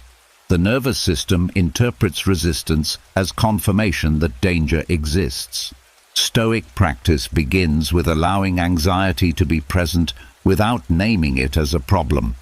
When anxiety is allowed to exist, something unexpected happens. It stops escalating. The body notices that there is no action following the sensation, no escape, no fight. Breathing continues. The heart continues. The mind remains intact. This teaches the nervous system that the sensation itself is not harmful. Tranquil awareness is not the absence of sensation. It is the presence of steadiness alongside sensation. The Stoics trained themselves to notice internal states without becoming them. Anxiety becomes something you are aware of, not something you are trapped inside. At night, this distinction is easier to experience. You are not required to respond. There is no audience, no decision to make. Awareness can simply rest with what is present.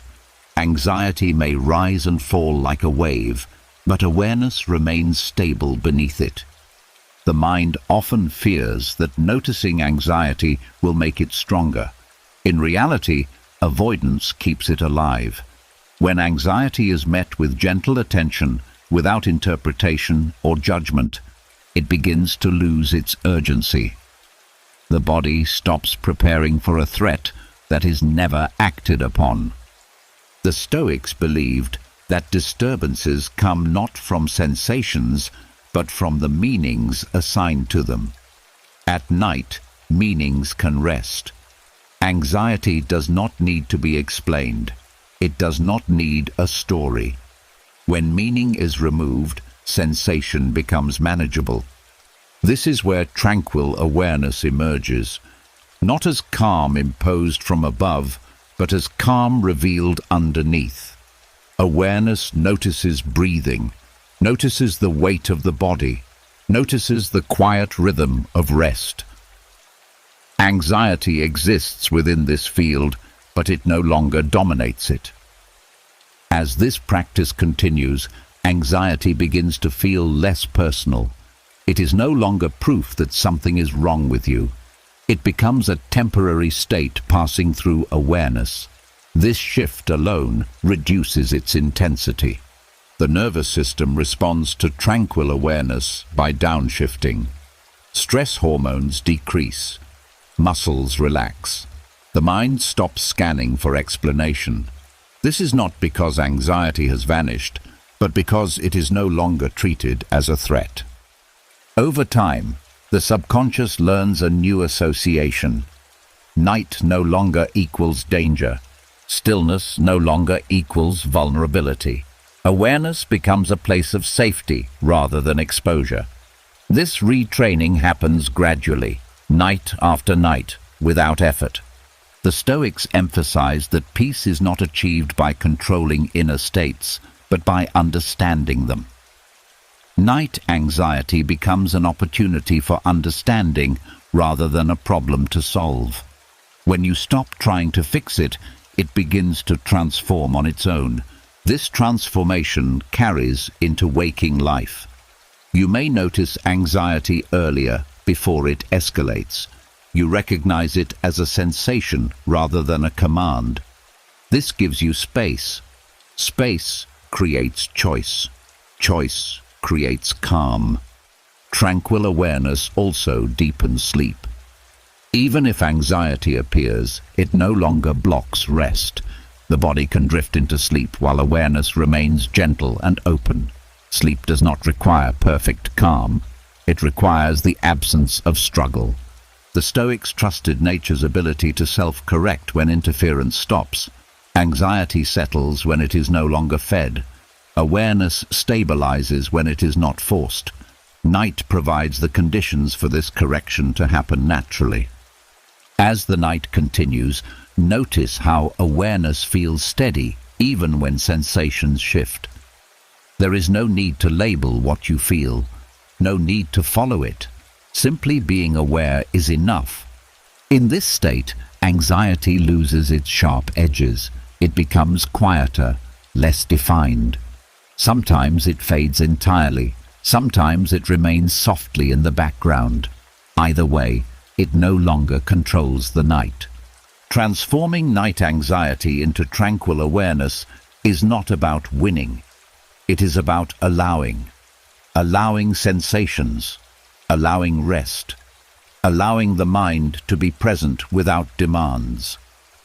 And as awareness remains calm and open, sleep finds its way in naturally, not because anxiety was defeated, but because it was finally met with understanding instead of fear. As tranquil awareness settles and anxiety no longer demands attention, the mind becomes strong enough to face what it usually avoids, not through fear, but through steadiness.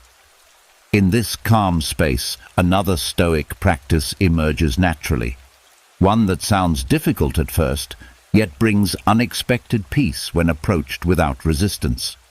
The Stoics believed that much of human fear comes from attachment, not attachment itself, but the belief that what we have must always remain.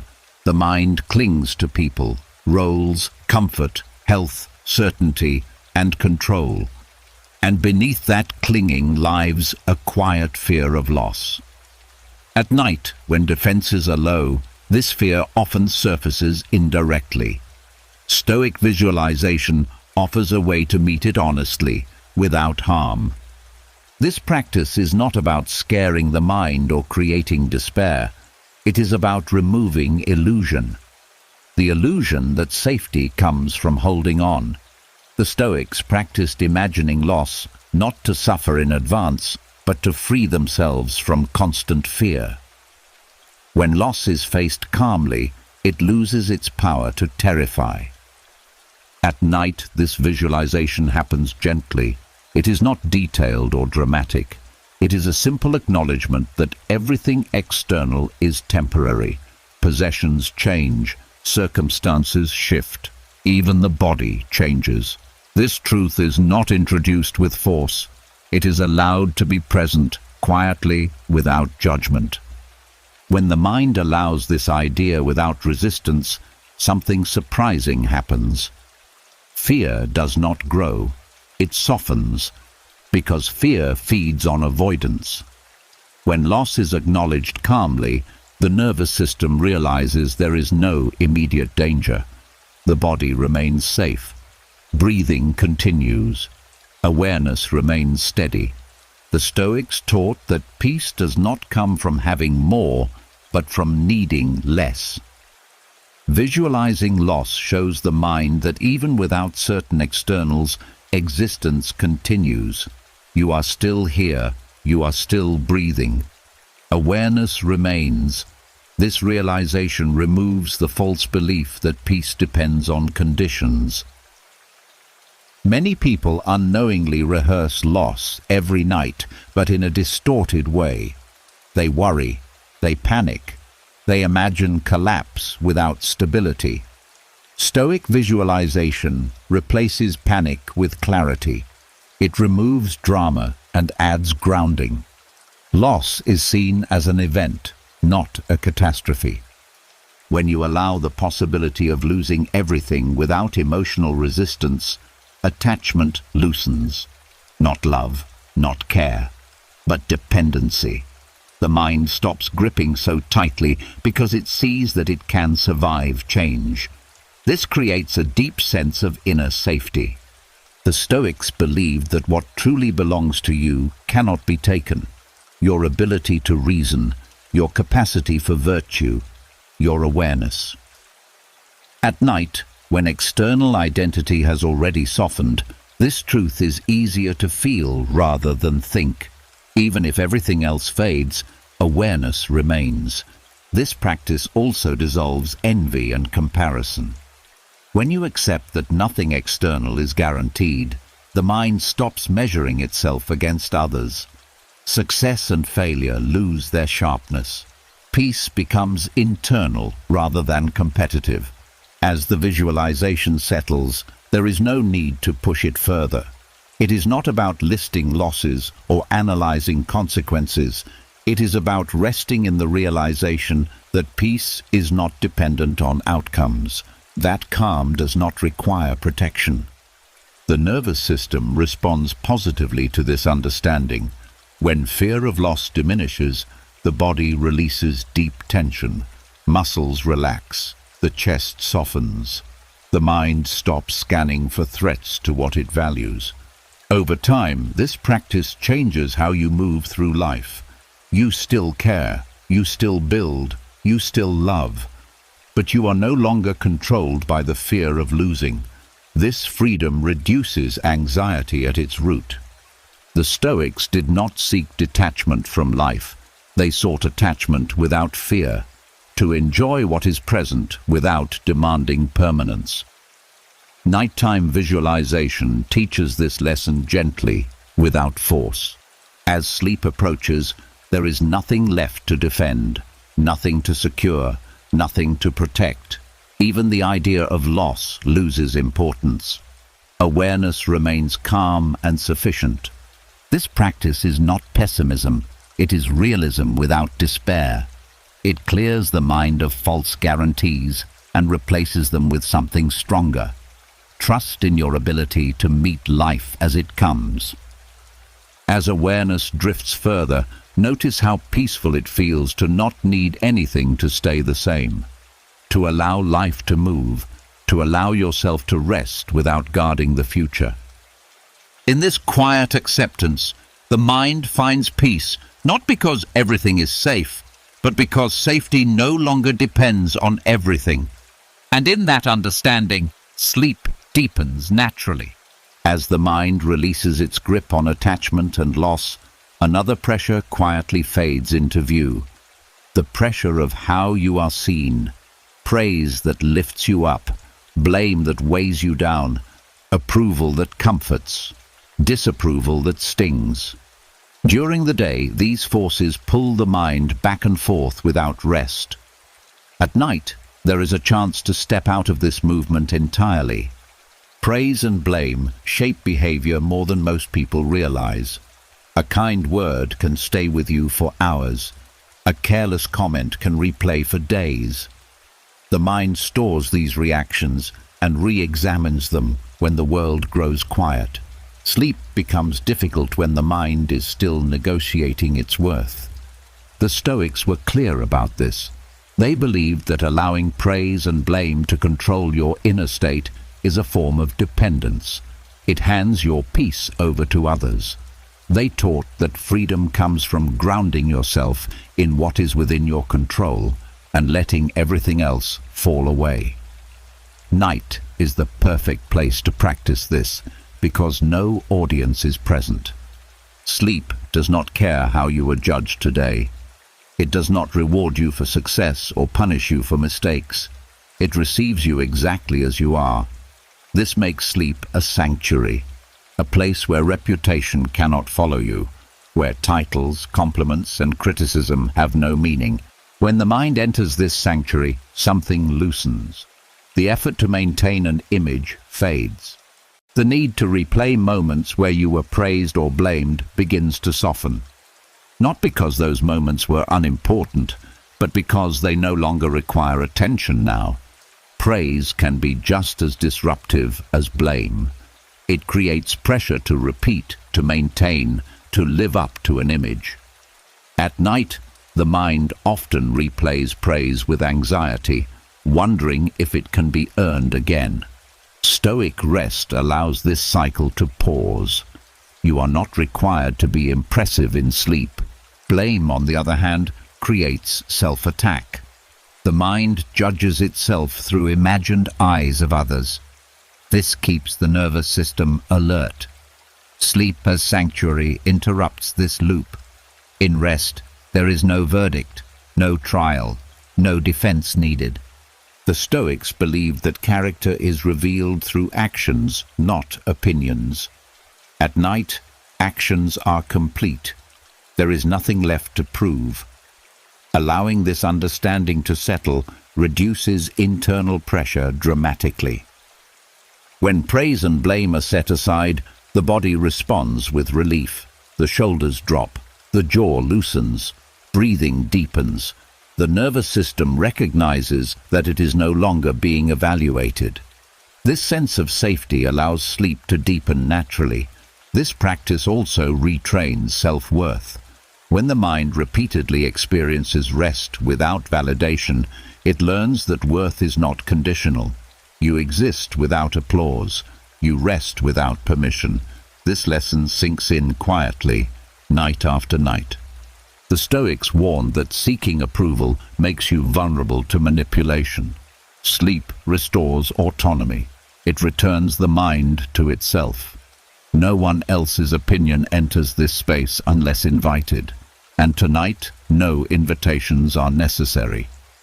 Over time, treating sleep as a sanctuary changes waking life. Praise is received without dependency. Blame is faced without collapse.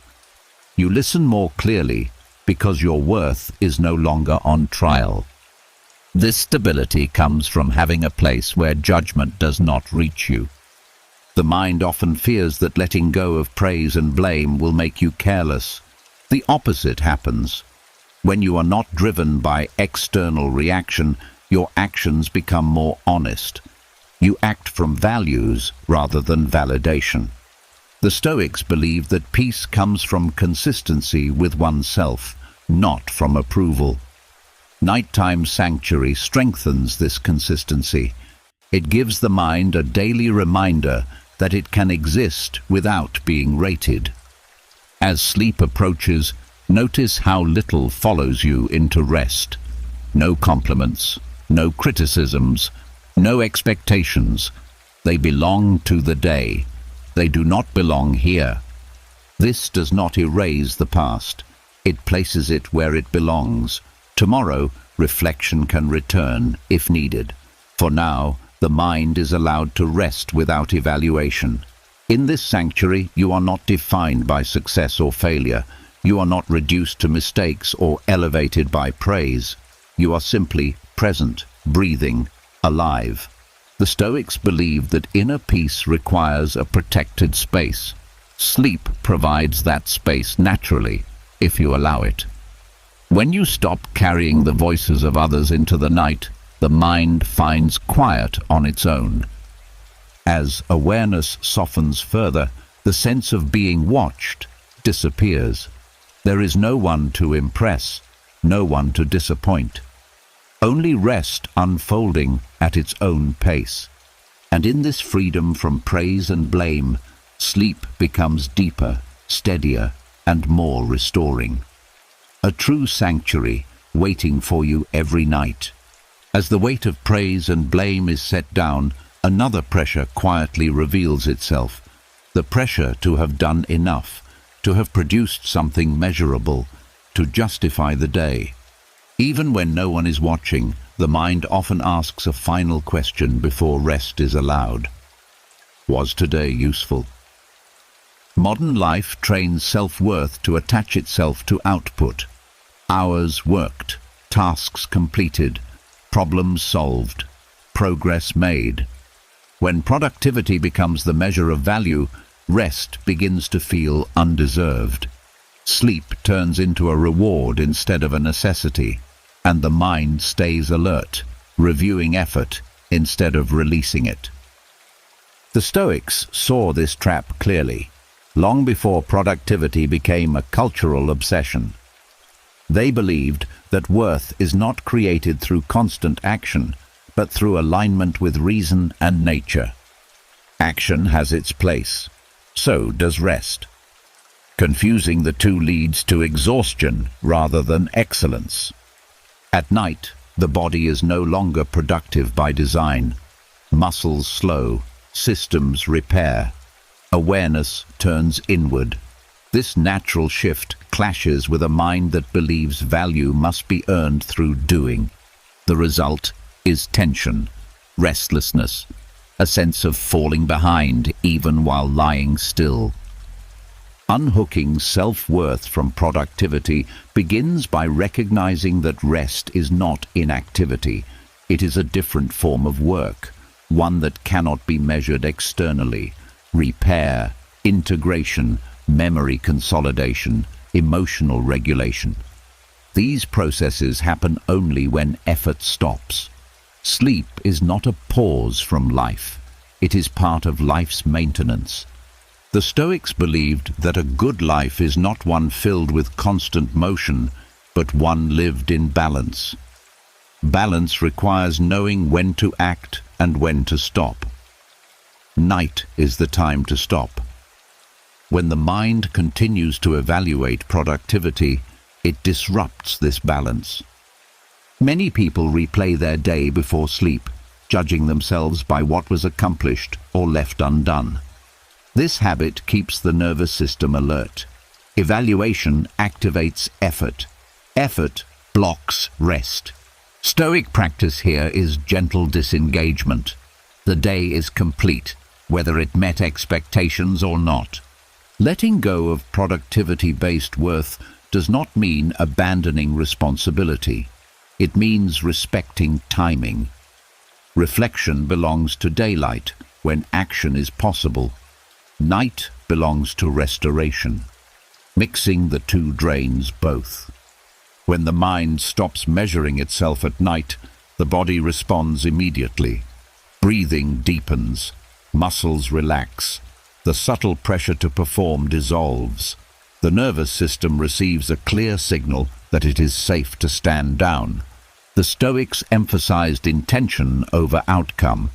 At night, even intention can rest. Nothing more is required of you now. You do not need to justify your existence through effort. You do not need to prove usefulness to deserve rest. This practice also softens fear around wasted time. When worth is detached from productivity, the mind stops panicking about inefficiency. Time becomes something to live within, not conquer. This reduces chronic urgency, one of the greatest enemies of sleep. Over time, unhooking worth from productivity changes how you relate to work during the day. You become more focused because effort is no longer driven by self-judgment.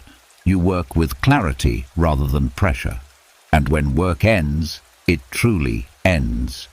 The Stoics warned against mistaking busyness for virtue. Constant motion can hide avoidance, insecurity, or fear of stillness. Night removes these distractions. It reveals whether the mind can exist without doing. Learning that it can is deeply freeing. This release also restores joy. When worth is no longer tied to output, simple moments regain their value. Breathing, warmth, quiet. These do not produce anything, yet they nourish life itself. The mind remembers that existence does not need justification. The body understands this instinctively. It does not ask if you earned rest. It simply requires it. Fighting this requirement creates tension. Aligning with it creates ease. Stoic wisdom is about aligning with what is natural rather than resisting it. As sleep approaches, notice how little productivity matters now.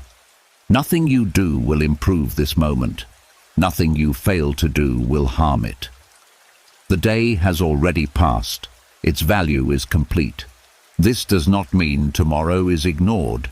It means tomorrow will be met with a rested mind rather than a depleted one.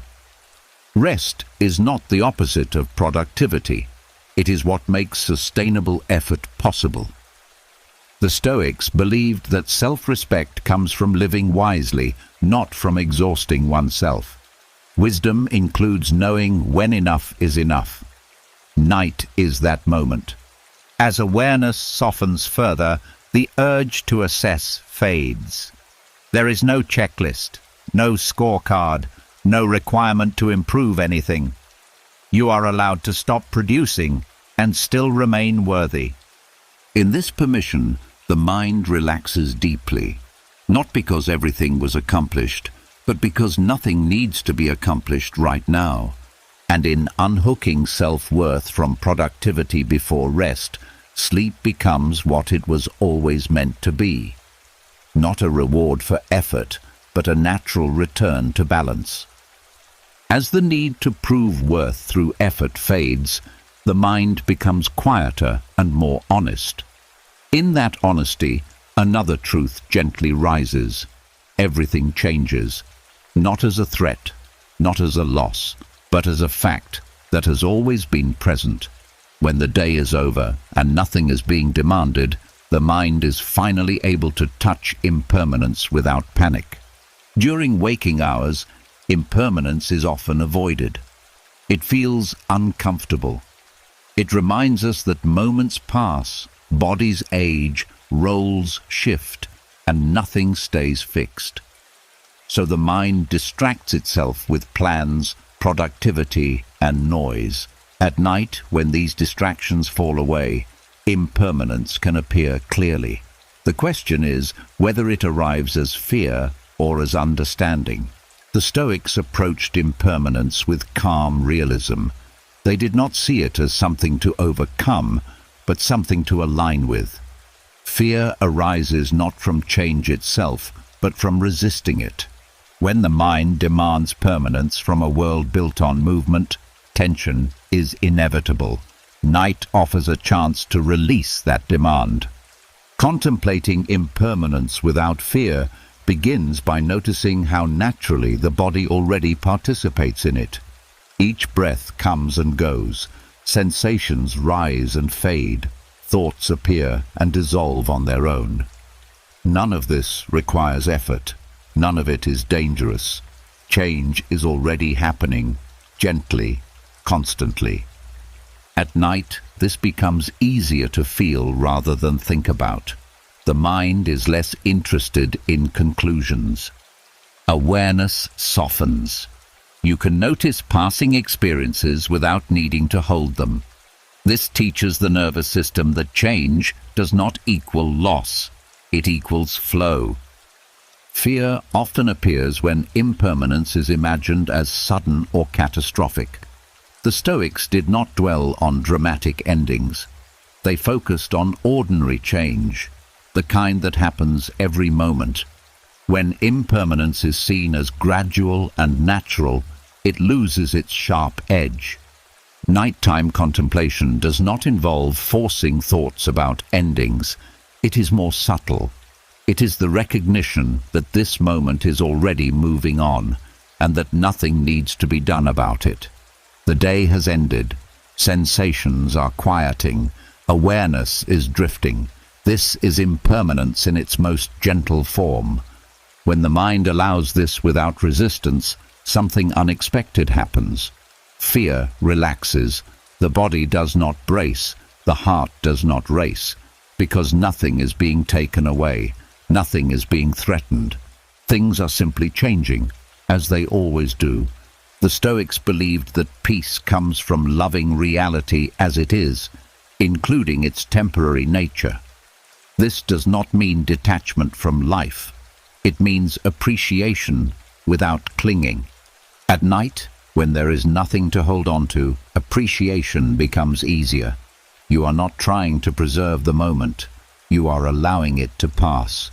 Impermanence without fear also softens regret. When you accept that moments cannot be kept, you stop replaying them endlessly. The past is seen as complete rather than unfinished. This brings relief, because the mind no longer tries to relive what cannot return. It also reduces anxiety about the future. When change is accepted as natural, uncertainty feels less threatening. You stop demanding guarantees from life. You begin to trust that change can be met when it arrives, just as it has been before.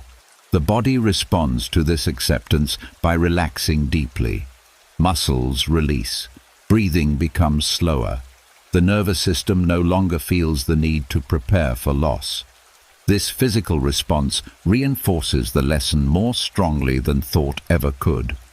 The Stoics often reminded themselves that nothing truly belongs to us. Everything is borrowed from time. This was not meant to create detachment from joy, but to free joy from fear. When you know something is temporary, you stop squeezing it. You experience it fully and let it go. Night is the perfect teacher for this. Sleep itself is a small ending. Consciousness fades, control dissolves, and yet nothing is lost. You return. This repeated experience quietly retrains the subconscious to understand impermanence as safe.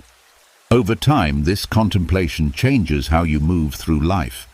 You become less rigid, less threatened by transitions, less fearful of change. You adapt more easily because you are no longer fighting what is inevitable. The Stoics believed that wisdom is accepting what cannot be changed and focusing energy where it matters. At night, nothing needs to be changed. Acceptance becomes effortless. Impermanence is no longer a concept, it is felt as rest. As awareness continues to soften, notice how each moment passes without harm. Sensations fade, thoughts dissolve, even the sense of time becomes vague. This is impermanence experienced directly, without fear, without drama. There is no need to hold this understanding tightly. It does not need to be remembered. It is enough that it is felt. The mind absorbs it naturally when there is no resistance. In this gentle contemplation, impermanence stops being an enemy and becomes a companion, something that carries you forward rather than takes something away. And as sleep deepens, change continues quietly, peacefully, without effort, not as loss, but as rest. As impermanence is accepted without fear, the mind no longer tightens when things change. In that softened state, a deeper question begins to dissolve on its own. What if life does not need to be managed as closely as the mind believes? What if unfolding is not something to supervise, but something to allow? Much of mental tension comes from mistrust. The belief that if you do not stay alert, things will fall apart. That if you stop watching, guiding, correcting, or preparing, life will move in the wrong direction. This belief keeps the nervous system active, even when the body is ready for rest. Sleep becomes shallow when trust is absent. The Stoics held a different view. They believed life unfolds according to a larger order, one that does not require constant interference. This did not mean passivity. It meant understanding when effort is useful and when it becomes noise. Night was the time to step back and allow life to continue without supervision. Teaching the mind to trust life's unfolding during sleep begins with noticing how much already happens without your control. Breathing continues. The heart beats. Healing occurs. Thoughts come and go. Even understanding reorganizes itself. None of this requires direction. The body and mind already know how to move toward balance when they are not interrupted. At night, this truth becomes easier to feel. The mind is no longer responsible for decisions. There is nothing to adjust, nothing to fix. This creates an opportunity to experience trust directly, rather than think about it. Trust does not arrive through reassurance. It arrives through evidence. Each night you sleep, life carries you forward without effort. You wake up not because you planned it, but because the body knew how. This repeated experience teaches the subconscious that letting go does not lead to collapse. The Stoics believed anxiety comes from trying to control outcomes that are not yet here. Trust comes from focusing on what is here and allowing the rest to unfold. Sleep anchors awareness in the present. There is no future to manage in rest. This naturally retrains the mind. Many people resist trust because they associate it with vulnerability. But mistrust is far more exhausting. It keeps the system alert at all times. When the mind learns to trust at night, it conserves energy. The nervous system finally stands down. Trusting life's unfolding does not require believing everything will go perfectly. The Stoics never promised that. They trusted that whatever arrived could be met. This is a different kind of confidence, not optimism about outcomes, but confidence in response. At night, when you are not responding to anything, the mind can rest in this understanding. Nothing is being tested. Nothing is demanded. Awareness can simply exist without expectation. This state teaches trust at a level deeper than logic. As this practice continues, the mind stops rehearsing worst-case scenarios at night. It stops scanning for future problems. It recognizes that preparation belongs to the moment of action, not to rest. This reduces anticipatory anxiety and improves sleep quality. The body responds to trust with relaxation. Muscles soften. Breathing deepens. The heart rate steadies. These physical signals reinforce the lesson. The nervous system learns that safety does not depend on vigilance. Trust also changes how uncertainty is experienced. Instead of feeling like a threat, it becomes neutral. Unknown outcomes no longer trigger immediate tension. This allows the mind to remain flexible rather than rigid.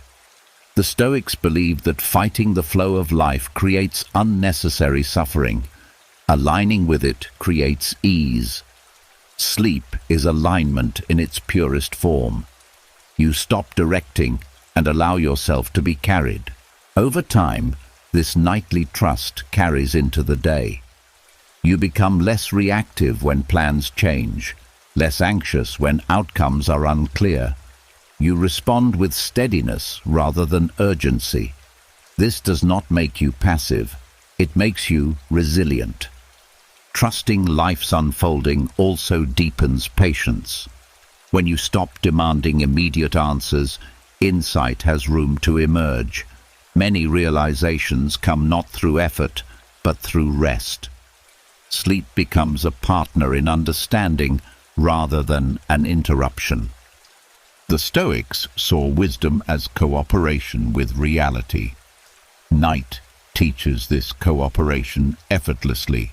You are not required to believe anything. You are simply invited to stop interfering. As awareness softens further, notice how little needs your guidance right now. Life is moving without you directing it, and nothing is wrong. This realization settles gently, without excitement or fear. There is no need to hold on to trust. It does not need to be maintained. It grows naturally when resistance ends. Sleep provides the conditions for this growth every night. In allowing life to unfold while you rest, the mind learns something profound, that you are supported by processes larger than your thoughts, that you do not need to carry everything. And in this quiet trust, sleep deepens. Not because the future is known, but because it no longer needs to be managed now. As trust settles and the mind no longer feels responsible for guiding life through the night, the body begins to respond in a very real, physical way. What changes first is not thought, but chemistry. Tension leaves the muscles, breathing slows, and deep inside, stress signals begin to quiet. This is where Stoic acceptance moves from philosophy into physiology. Cortisol is often called the stress hormone. It rises when the mind senses threat, pressure, or unfinished business. During the day, cortisol has a purpose.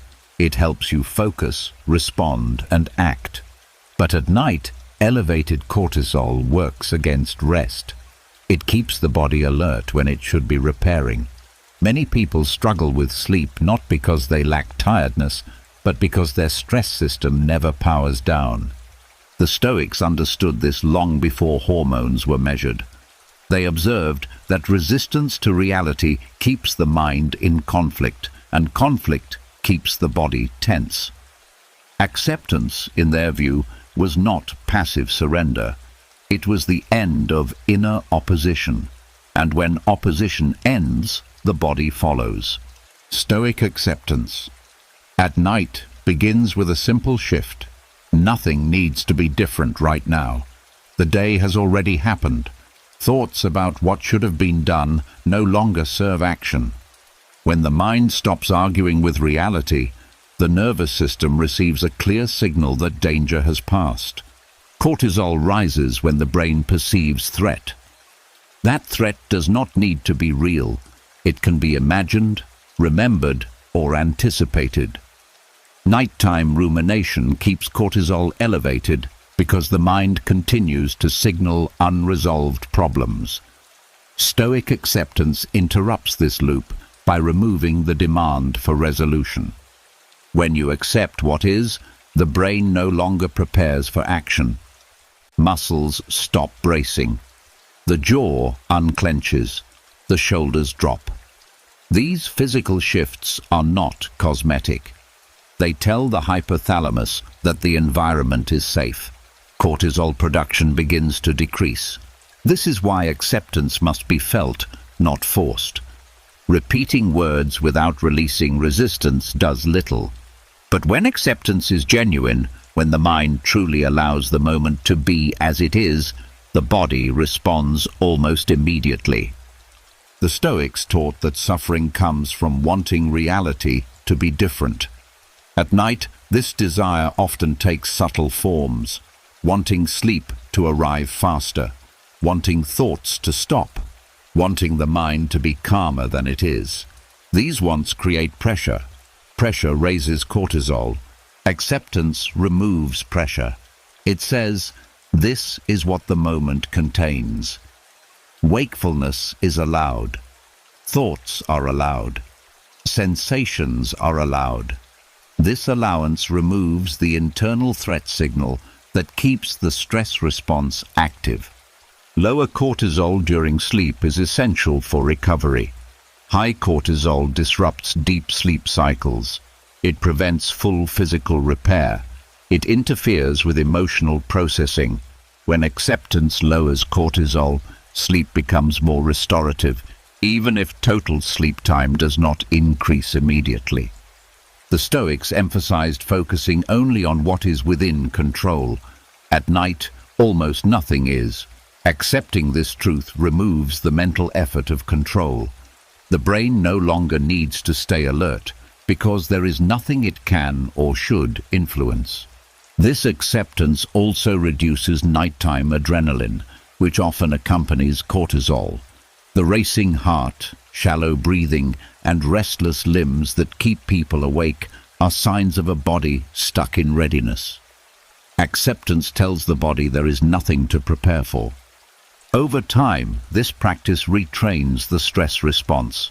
The nervous system learns that night is not a continuation of daytime struggle. It becomes a signal for downshifting rather than vigilance. Cortisol begins to follow a healthier rhythm, rising in the morning and falling at night as nature intended. This change does not happen through control or technique. It happens through consistency. Each night you accept the moment as it is, you reinforce the association between night and safety. The body learns through repetition. Stoic acceptance also lowers cortisol by reducing self-judgment. Harsh inner dialogue is a powerful stressor. When the mind criticizes itself at night, the body reacts as if under attack. Acceptance removes this internal conflict. You are no longer fighting yourself. The Stoics believed that calm is the natural state when unnecessary struggle ends. Cortisol is not reduced by forcing calm, but by removing what disrupts it. Acceptance removes disruption. This practice also improves emotional regulation. Lower nighttime cortisol leads to better emotional balance the next day. You become less reactive because your stress system had time to reset. Resilience improves not through effort, but through recovery. As acceptance deepens, sleep becomes less fragile. Small disturbances no longer cause full awakenings. The body stays in deeper stages of rest because it no longer expects danger. This stability further reinforces lower cortisol levels. The Stoics saw acceptance as strength, not weakness. It requires clarity to see what can be changed and wisdom to release what cannot. At night, almost everything falls into the second category. Accepting this allows the body to do what it does best when not interfered with. As awareness softens now, notice the absence of urgency. Nothing needs fixing. Nothing needs improvement. This absence is not empty. It is protective. It allows the stress response to power down. In this state, cortisol naturally lowers, not because you demanded it, but because the conditions that required it are no longer present. And as the body settles into this chemistry of calm, sleep deepens quietly. The mind rests not because stress disappeared, but because acceptance finally gave the body permission to let go. As cortisol settles and the body no longer prepares for threat, emotions begin to change their posture. They do not disappear. They stop pulling. What remains is a quieter emotional field, one that does not demand reaction or suppression. This is where emotional neutrality begins to make sense, not as numbness, but as balance. Many people misunderstand emotional neutrality. They hear the word and imagine coldness or disconnection. But neutrality is not the absence of feeling. It is the absence of struggle with feeling. The Stoics never aimed to eliminate emotion. They aimed to remove the tyranny of it. At night, this distinction becomes especially important. During the day, Emotions often need engagement. They guide decisions, signal boundaries, and motivate action. At night, those functions are paused. When emotions are treated as if they still require response, the nervous system stays alert. Suppression then becomes tempting. The mind tries to push feelings away so rest can happen. This effort backfires. Suppression keeps emotions active beneath the surface. What is pushed down does not dissolve. It waits. The body remains tense because it is holding something in place. Emotional neutrality offers a different path. Instead of pushing emotions away, it allows them to exist without giving them direction. The Stoics believed emotions gain power when we assign them meaning they do not need. At night, meaning can rest. A feeling does not have to say anything about you. It does not have to predict the future. It does not have to be resolved. When meaning is removed, intensity decreases naturally. Emotional neutrality begins with allowing sensations to be present without labeling them as good or bad. A heaviness in the chest, a flutter of restlessness, a softness of relief. None of these require judgment. When judgment stops, the body stops bracing. This is not resignation, it is clarity. You are not agreeing with the emotion or acting on it, you are simply not interfering. The nervous system responds by stabilizing. It no longer receives mixed signals of acceptance and resistance at the same time. Suppression sends a signal of danger. It tells the body something must be contained. Neutrality sends a signal of safety. It tells the body nothing needs immediate action. This difference is subtle but powerful, especially during sleep. The Stoics understood that emotions are temporary movements of the mind. When you stop gripping them, they pass on their own. Nighttime neutrality allows this movement to complete without obstruction. Emotions rise, soften, and fade without leaving residue. This practice also prevents emotional carryover into the next day. When emotions are suppressed at night, they often return stronger later. When they are allowed to settle neutrally, they complete their cycle. The mind wakes clearer, not heavier. Neutrality also dissolves fear around feeling. Many people stay alert at night because they fear what they might feel if they stop distracting themselves. Emotional neutrality removes this fear. It shows the mind that feelings can be present without harm. The Stoics believed that inner freedom comes from not being compelled by internal states. Neutrality builds this freedom gently. You are no longer dragged by emotion, nor are you fighting it. You are simply aware. As awareness remains steady, emotions lose their urgency. They become background movements rather than central events. This allows sleep to deepen because the mind is no longer processing emotional alarms. Emotional neutrality is especially helpful when feelings are vague or unresolved. Night is not the time to define them. Definition invites analysis. Analysis invites effort. Neutrality allows rest. This does not mean emotions are ignored forever. It means they are placed in their proper time. Daytime is for engagement. Night is for digestion. Just as the body does not eat while sleeping, the mind does not need to emotionally process everything at night. Over time, this practice changes emotional resilience. You become less reactive because you are no longer afraid of what you feel. You trust emotions to move through without needing control. This trust reduces anxiety at its root. The Stoics valued equanimity, not flatness, but steadiness. Emotional neutrality at night cultivates this steadiness without force. It allows the emotional system to reset to its natural baseline. As the night continues, Notice how emotions feel lighter when they are not pushed or followed. There is space around them. Space allows movement. Movement allows resolution without effort. Neutrality also restores compassion. When you stop fighting your own emotions, you become less harsh toward yourself. This softness spreads. The body relaxes further because internal conflict has ended. This practice does not require attention to every feeling. It requires the opposite, a willingness to let feelings exist without becoming the focus. Awareness remains broad. The body remains heavy. Breathing remains slow.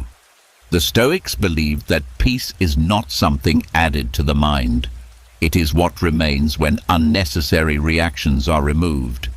Emotional neutrality removes one of the last reactions that keep the system awake. As awareness softens now, emotions are allowed to be exactly as they are, not corrected, not improved, not explained, just present and already passing. In this neutrality, there is no suppression and no indulgence. There is balance, and in that balance, the mind finally rests without resistance. Sleep deepens, not because emotions vanished, but because they were given permission to stop asking for anything. And in that permission, tranquility settles naturally. As emotional neutrality settles and feelings no longer demand attention, the mind gains enough space to look backward without being pulled into pain. What often rises next is regret. Not dramatic, not loud, but quiet and persistent. Thoughts of what should have been done differently, words not spoken, choices replayed as if revision were still possible. Regret keeps the past open. It treats what has already ended as unfinished business. The mind returns again and again, hoping that replay will somehow produce relief. Instead, it keeps the nervous system alert, as if time itself might reverse under pressure. Night becomes restless because the mind refuses to accept that the past is no longer available for action. The Stoics understood regret as misplaced effort, energy applied where no influence exists. They taught that peace comes from recognizing when a chapter is closed, even if it did not end as hoped. Acceptance, in this case, is not approval of what happened. It is acknowledgement that what happened is no longer happening. Reframing the past as complete does not erase responsibility. It places responsibility where it belongs. Responsibility exists in the present, not in mental time travel. At night, there is no action available. Holding regret open only drains the system without producing change. The mind often believes regret is a form of learning, but learning does not require self-punishment. Learning requires clarity. At night, clarity does not come from replay, it comes from rest. The Stoics believed that reflection is useful only when it leads to better action. When action is not possible, reflection becomes rumination. Releasing regret begins with a simple shift in posture. The past is no longer treated as a problem to solve. It is treated as a completed event. Complete does not mean perfect. It means finished. This distinction matters deeply to the nervous system. When the mind stops treating the past as open-ended, tension releases. The body no longer braces as if something needs correction. Muscles soften because there is nothing to fix. Breathing slows because there is no emergency. The Stoics taught that time moves in one direction. Fighting this truth creates suffering. Accepting it creates peace. At night, time is already moving away from the day. The sun has set. The body is shifting toward rest. Treating the past as complete aligns the mind with this natural movement. Regret often carries identity. I am the person who failed. I am the one who missed the chance. Reframing the past as complete loosens this identity. You are no longer defined by what cannot be changed. You are defined by what you choose now, including the choice to rest. This does not mean lessons are lost. Lessons remain without the emotional charge. The Stoics believed that wisdom comes from extracting meaning without carrying pain forward. Night is not the time to extract meaning. It is the time to let meaning settle on its own. When regret appears at night, it can be acknowledged without engagement. The thought is noticed, then released. Not pushed away, not analyzed. Simply recognized as something that belongs to another time. This teaches the subconscious that regret does not require attention to exist. Over time, this practice rewires how memory is stored. Memories lose their sharp edges. They become informational rather than emotional. The mind stops associating recall with distress. This reduces nighttime awakenings and emotional spikes. Reframing the past as complete also restores self-compassion. Regret is often harsh. It assumes you should have known better with knowledge you did not yet have. The Stoics emphasized judging actions by the understanding available at the time, not by hindsight. This perspective softens self-attack. The nervous system responds strongly to self-compassion. When internal criticism stops, the body exits defense mode. Cortisol continues to lower. Sleep deepens because there is no longer an internal threat. This practice also prevents regret from spilling into the future. When the past is accepted as complete, the mind stops fearing repetition. You become more present because you are no longer split between what was and what is. The Stoics believed that carrying regret is like carrying a burden that no longer has purpose. It does not make you wiser. It makes you tired. Letting it down is not forgetting. It is choosing not to suffer unnecessarily. As the night continues, the sense of finality grows gentler. The day is over. The past is closed.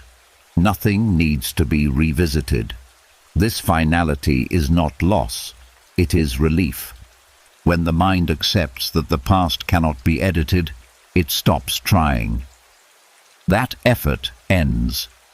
The body recognizes the end of effort as safety. Sleep becomes easier because the system is no longer preparing for correction. This reframing also restores trust in yourself. When you stop punishing yourself for the past, confidence returns naturally.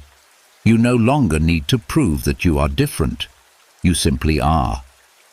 The Stoics taught that peace comes from placing things where they belong. The past belongs behind you. The future belongs ahead. The night belongs to rest. Aligning with this order removes internal conflict. As awareness softens now, notice how quiet it feels when the past is allowed to stay past. There is no pull backward, no need to explain, no need to forgive or condemn. Just completion.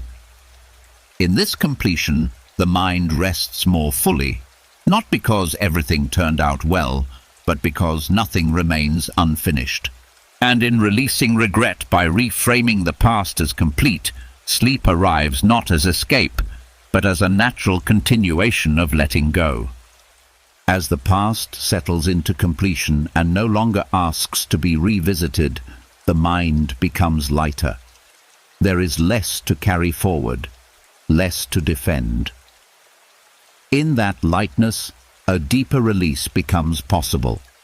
Not just letting go of events or emotions, but letting go of the need to be someone at all. During the day, being someone feels necessary.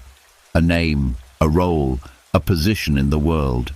These identities help you function, relate, and move through life. but they also create weight. They come with expectations, history, and responsibility. By night, this weight often lingers, even when nothing is required anymore. The Stoics understood that identity is useful, but not essential. They believed that much suffering comes from over-identifying with roles that were never meant to be permanent. Sleep offers a natural doorway out of this identification. When consciousness fades, identity loosens without effort. Being nobody while asleep does not mean losing yourself. It means resting from the constant task of maintaining a self-image. Sleep does not need a resume. It does not need consistency. It does not need explanation. The body rests whether you are admired or forgotten. At night, the mind often tries to carry identity into rest. It replays who you were today, who you disappointed, who you impressed, who you should be tomorrow. This effort keeps the nervous system active. Stoic practice invites a different posture. Let identity pause. Let the name go quiet. The Stoics believe that your true nature is not the story you tell about yourself, but the awareness that notices the story. When the story fades in sleep, awareness remains.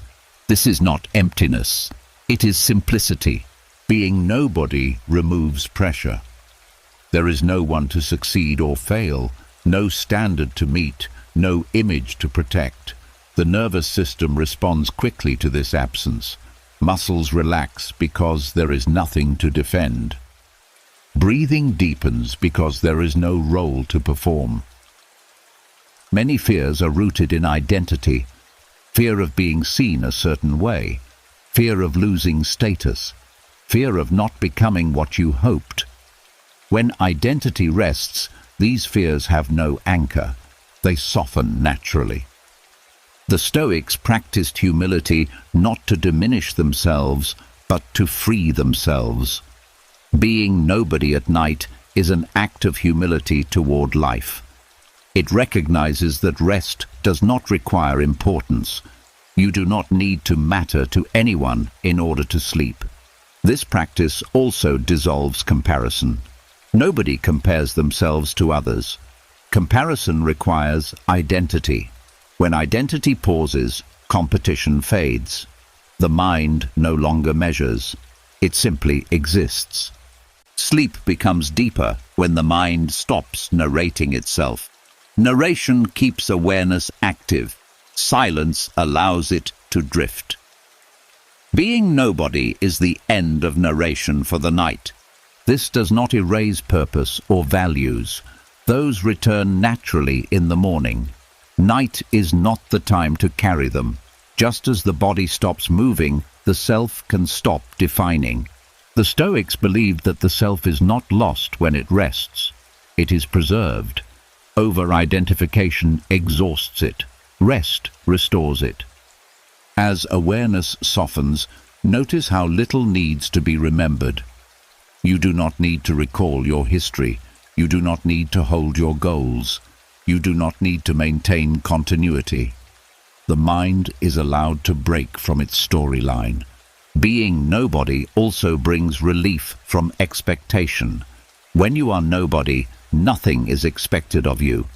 This absence of demand is deeply calming. The nervous system recognizes that it is no longer being evaluated internally or externally. This practice changes waking life over time. When you regularly experience rest without identity, you become less rigid during the day. Roles feel lighter. You perform them without being consumed by them. You remember that you are more than what you do. The Stoics trusted this simplicity. They believed that stripping life down to its essentials reveals peace. Sleep does this naturally when you do not interfere. As the night deepens, the sense of being someone continues to fade. Thoughts lose their personal tone. Sensations come and go without reference. There is awareness without ownership. This state is not blank, it is open. It is the mind returning to its most basic form, alive, present, unnamed. There is nothing to hold together now, nothing to maintain, nothing to prove. Being nobody requires no effort at all. The Stoics believed that freedom begins where ego ends. Sleep is a nightly taste of this freedom. You are not erased, you are unburdened. As awareness continues to drift, even the idea of practice fades. There is no technique to apply, no lesson to remember, just rest happening on its own. In being nobody while asleep, the mind finds a rare kind of peace. Peace without identity, peace without history, peace without demand. And in that peace, sleep arrives not as something you do, but as something that happens when there is finally no one left to do anything at all. As the sense of being someone fades, and the mind no longer has a role to defend, another habit quietly loses its strength. The habit of arguing, not with others, but within. Conversations that never happened, responses that were never spoken, justifications repeated again and again, as if clarity could be forced through mental debate. Mental arguments often survive the day and wait for the night. When distractions fall away, they step forward. The mind replays disagreements, imagines future confrontations, or defends itself against criticism that may never come. These inner dialogues keep the nervous system alert, even when the body is exhausted. The Stoics understood that most mental arguments are attempts to regain control or protect identity. When identity rests, arguments lose their purpose. There is no one left to win, no image left to defend. This creates the perfect moment to retrain the subconscious. Training the subconscious to end mental arguments does not begin with stopping thoughts. That effort creates more resistance. Arguments feed on engagement. They weaken when attention is removed. The Stoic approach is to recognize that inner debate does not require resolution at night. Mental arguments are rarely about truth. They are about reassurance. The mind wants to feel right, safe, or justified. At night, reassurance cannot come from words. It comes from stillness. When the mind stops arguing, the body finally understands that it is safe. The subconscious learns through patterns, not logic. Each time an argument appears and is not continued, a new pathway is formed. The mind learns that it does not need to finish every conversation. That silence is not defeat, it is rest. The Stoics believed that clarity comes from knowing when to speak and when to be silent. This applied not only to speech, but to thought. Nighttime silence trains this discernment gently, without effort. When a mental argument arises, it can be noticed without participation. There is no need to respond internally, no need to correct the imagined other, no need to deliver the perfect line. This non-response deprives the argument of momentum. At first, the mind may try harder. Arguments may repeat themselves, hoping for engagement. This is normal. Habits resist change. But when silence is consistent, the subconscious adapts.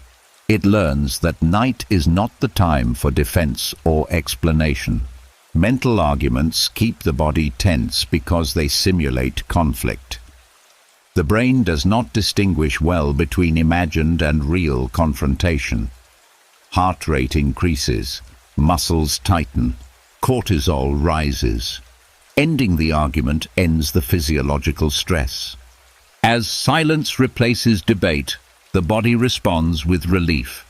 Shoulders soften, breathing slows, the jaw unclenches. These changes reinforce the lesson. The subconscious associates silence with safety. The Stoics taught that peace comes from accepting what is outside your control. Other people's opinions, reactions, and misunderstandings often fuel mental arguments. At night, none of these can be influenced. Accepting this allows the mind to stop rehearsing. Ending mental arguments also frees energy. Inner debates consume enormous mental resources. When they stop, awareness becomes spacious. Thoughts lose urgency. The mind no longer feels crowded. This practice reshapes waking life as well. When the subconscious learns to end arguments at night, it becomes easier to disengage during the day. You notice when a conversation no longer serves understanding. You choose silence without feeling defeated. The Stoics believed that self-mastery includes mastering inner speech, not by controlling it, but by not being compelled by it. Night is the ideal training ground because nothing requires response. Ending mental arguments does not mean avoiding truth or accountability. It means placing them in their proper time. Reflection belongs to moments when action is possible. Night belongs to rest. As the mind settles, inner dialogue slows. Thoughts become shorter, less charged. Some dissolve before completing themselves. This is not suppression. It is natural quiet emerging when fuel is removed. The subconscious begins to associate bed and darkness with resolution rather than rehearsal. Sleep deepens because the mind is no longer preparing for conflict. This practice also restores trust in yourself. When you stop arguing internally, you stop treating yourself as a problem to fix. This self-trust is calming at a deep level. The Stoics understood that many battles are fought only in the mind. Ending them does not mean losing. It means recognizing that they were never required. As awareness continues to soften, notice how little needs to be said internally. There is no one to convince, no point to prove, no defense to mount. Silence becomes comfortable, spacious, restful. The mind no longer feels obligated to respond to itself. In this quiet, the subconscious learns something essential. Peace does not come from winning arguments. It comes from knowing when to stop having them. And as the arguments end, sleep arrives more easily, not because everything was settled, but because nothing is being fought anymore. The night holds this silence gently, allowing the mind to rest without words, without debate, without resistance. And in that rest, the habit of inner conflict begins to fade. As inner arguments fall silent, the mind no longer feels crowded by voices competing for attention. What remains are thoughts themselves, appearing quietly, one after another, not as commands, not as problems, simply as movements within awareness. This is where the next shift happens, not by stopping thought, but by changing your relationship to it. Thoughts do not cause unrest on their own. What disturbs the mind is following them, grabbing onto them, or believing they require action. At night, when action is not possible, following thoughts only keeps the system awake. The Stoics understood that peace comes not from eliminating thoughts, but from learning how to watch them without attachment. Awareness is wider than thought. This truth is easy to forget during the day, when thinking dominates attention. At night, awareness naturally expands. Sounds become distant. The body grows heavy. In this openness, thoughts can be seen more clearly for what they are. Temporary appearances, not permanent realities. Letting thoughts pass begins with noticing that they arrive on their own. You do not choose most of them. They emerge, linger briefly, then fade. This alone reveals something important. If you did not summon the thought, you do not need to escort it anywhere either. The Stoics taught that impressions arise automatically, but judgment is optional. a thought appears. The choice to engage or not comes after. At night, the choice becomes easier because there is no need to respond. When you do not judge a thought as important or urgent, it loses momentum. The image of clouds passing through a dark sky points to this relationship. The sky does not chase clouds away. It does not cling to them. It does not argue with their shape or speed. It simply remains open while clouds move through. Awareness works the same way. Thoughts at night often feel heavier because the mind is quieter. Without distraction, they stand out more. This can create the illusion that they are more important. But importance is assigned, not inherent. When you stop assigning meaning, thoughts soften. Letting thoughts pass does not require effort. Effort brings attention back to them. Instead, awareness stays broad. Sensations in the body, the rhythm of breathing, the weight of stillness. Thoughts appear within this field, not at the center of it. The Stoics practiced this by reminding themselves that thoughts are not facts. They are mental events. At night, you do not need to test their truth. You do not need to follow their logic. You only need to notice their presence and allow their departure. This approach calms the nervous system because the brain stops interpreting thoughts as signals for action.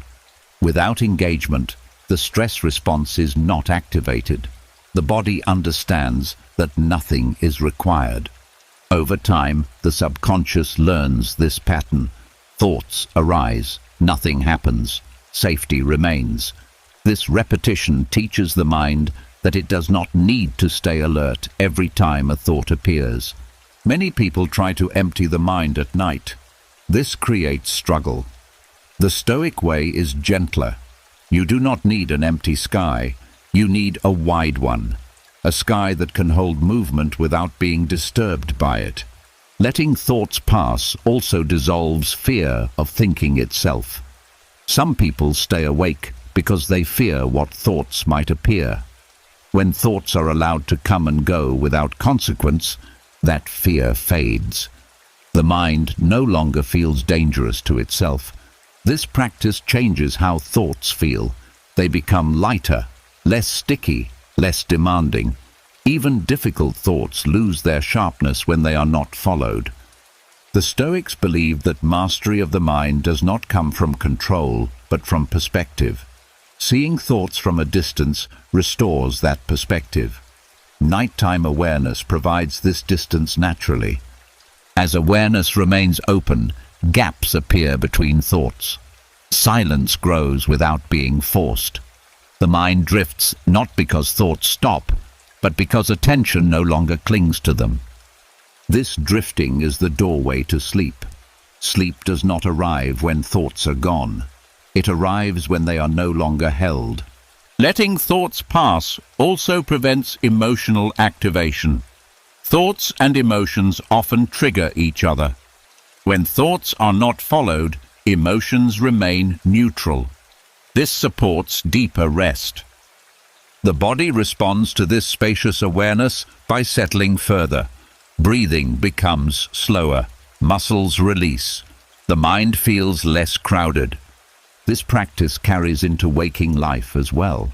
You become less reactive to thoughts during the day. You notice them sooner and engage more selectively. This reduces unnecessary stress. The Stoics believed that tranquility comes from inner freedom, freedom from being dragged by every thought that appears. Night is the training ground for this freedom. As the night deepens, thoughts may still appear, but they no longer interrupt rest. They move across awareness quietly, then dissolve into the dark. You do not need to guide them. You do not need to understand them. You do not need to finish them. Awareness remains steady. Thoughts pass. The sky stays unchanged. And in this gentle watching, the mind relaxes into sleep. Not because thinking ended, but because nothing was held long enough to keep you awake. This is the art of letting go without effort. letting thoughts pass and remaining untouched by their movement. As thoughts begin to pass without being followed, rest becomes simpler and more honest. There is no longer a need to escape from the mind, because the mind is no longer chasing itself. In this quiet space, another habit gently loosens, the habit of using rest as a way to run away. Many people rest by escaping. They distract themselves until exhaustion takes over. Noise, scrolling, stories, stimulation layered on top of fatigue. This kind of rest looks like relief, but it keeps the nervous system active. The mind is not resting, it is avoiding. The Stoics made a clear distinction between rest and escape. Escape avoids what is present. Rest allows what is present to settle. At night, this distinction becomes important. When rest is used as escape, sleep remains shallow. The mind stays busy beneath the surface, processing stimulation rather than releasing it. Escapism often comes from discomfort, feelings that feel too heavy, thoughts that feel too sharp, silence that feels unfamiliar. The mind reaches outward to avoid being with itself. But avoidance teaches the nervous system that stillness is unsafe. This belief follows you into sleep. Learning rest without escapism begins by allowing the night to be quiet without filling it. No mental entertainment, no emotional avoidance, just presence. This can feel uncomfortable at first because the mind is used to constant input. But discomfort is not danger, it is adjustment. The Stoics believed that facing reality calmly is more restful than fleeing from it. When you stop running, the body realizes there is nothing chasing you. This realization changes everything. Rest without escapism does not mean forcing silence. It means not adding unnecessary noise. Thoughts can still appear. Sensations can still be felt. What changes is that you are no longer trying to distract yourself from them. Escapism keeps the mind fragmented. Attention jumps from one thing to another, never settling. True rest allows attention to stay where it is without needing to move. This stillness is what the nervous system has been waiting for. When the mind stops escaping, emotions that were avoided may briefly surface. This is not a problem. It is release. These emotions often soften quickly when they are allowed without reaction. Avoidance kept them active. Presence allows them to complete. The Stoics taught that peace comes from seeing things as they are, not as you wish them to be. Rest without escapism applies this principle gently. You are not demanding a different state. You are allowing the current one to pass naturally. The body responds to non-escape by relaxing more deeply. Breathing slows, muscles loosen, the heart rate steadies. These changes occur because the nervous system no longer needs to manage distraction. It can finally downshift fully. Escapism often disguises itself as self-care, but true care is not numbing. It is settling. When rest is honest, the mind becomes clearer rather than dulled. Sleep becomes deeper because the system is not overstimulated before letting go. Learning this kind of rest also changes how you relate to discomfort during the day. You become less reactive, less dependent on distraction. You learn that discomfort can pass without being avoided. This builds emotional strength without effort.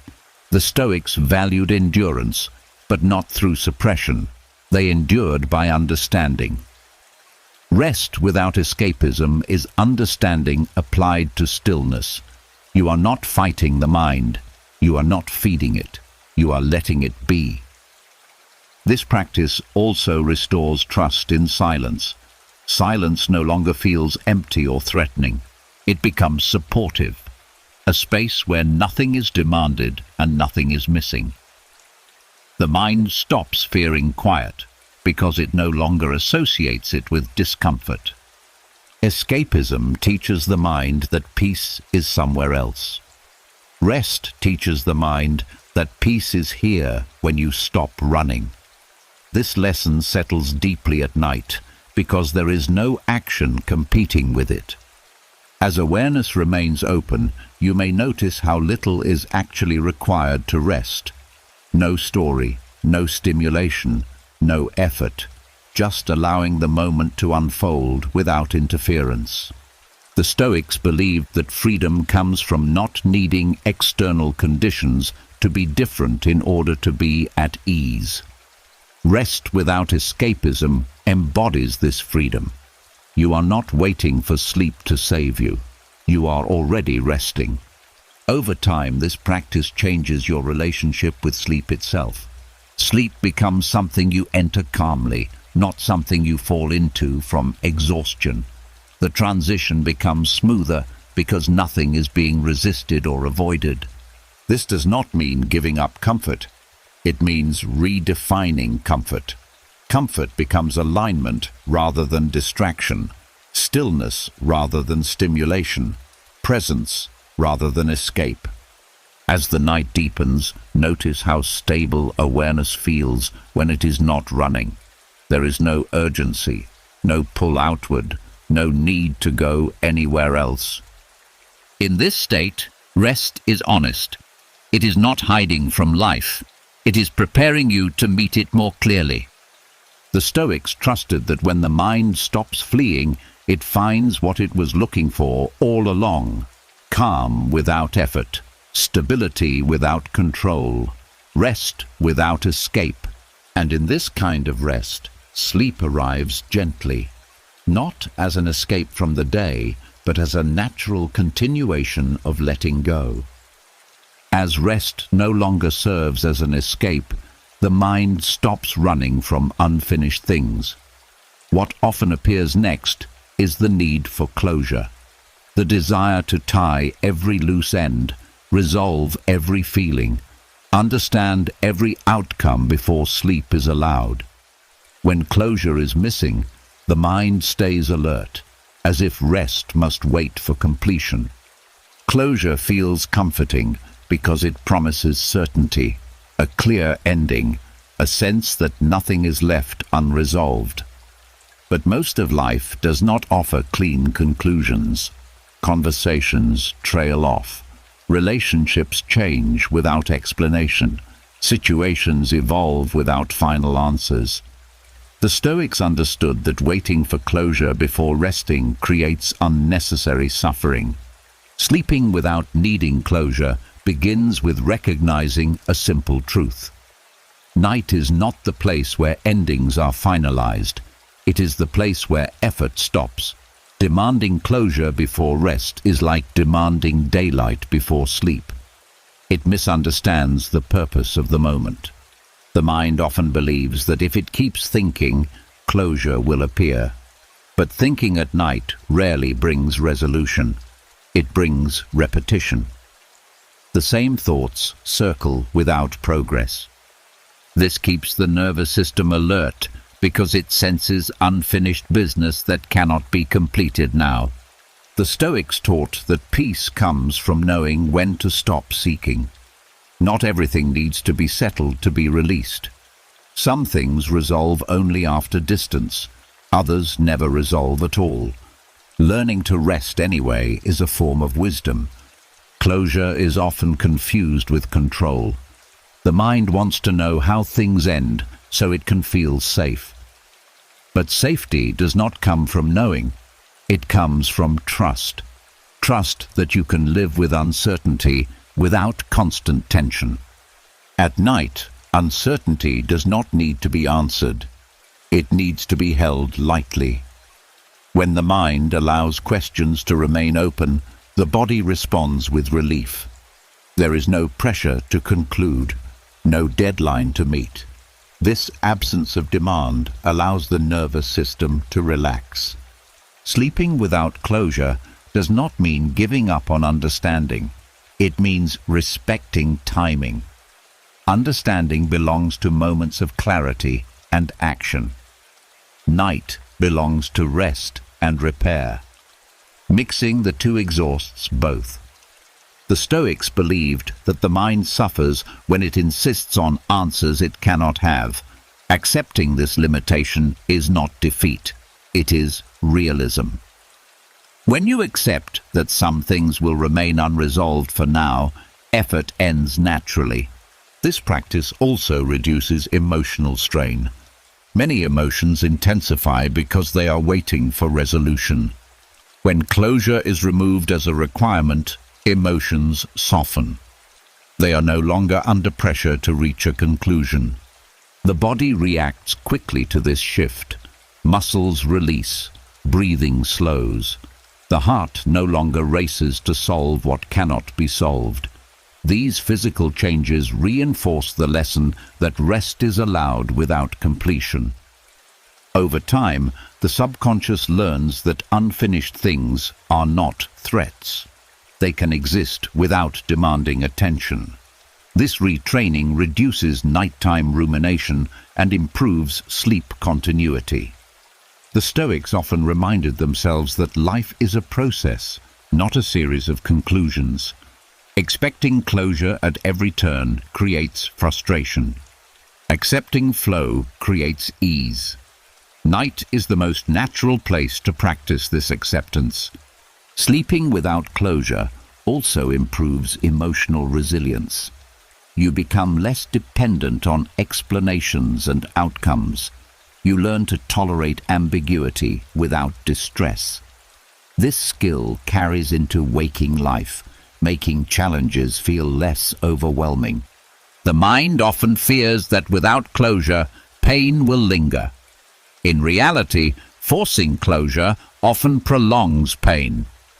Allowing space lets feelings settle on their own. Time does what pressure cannot. This practice also softens attachment to narratives. Stories need endings. Reality often does not provide them.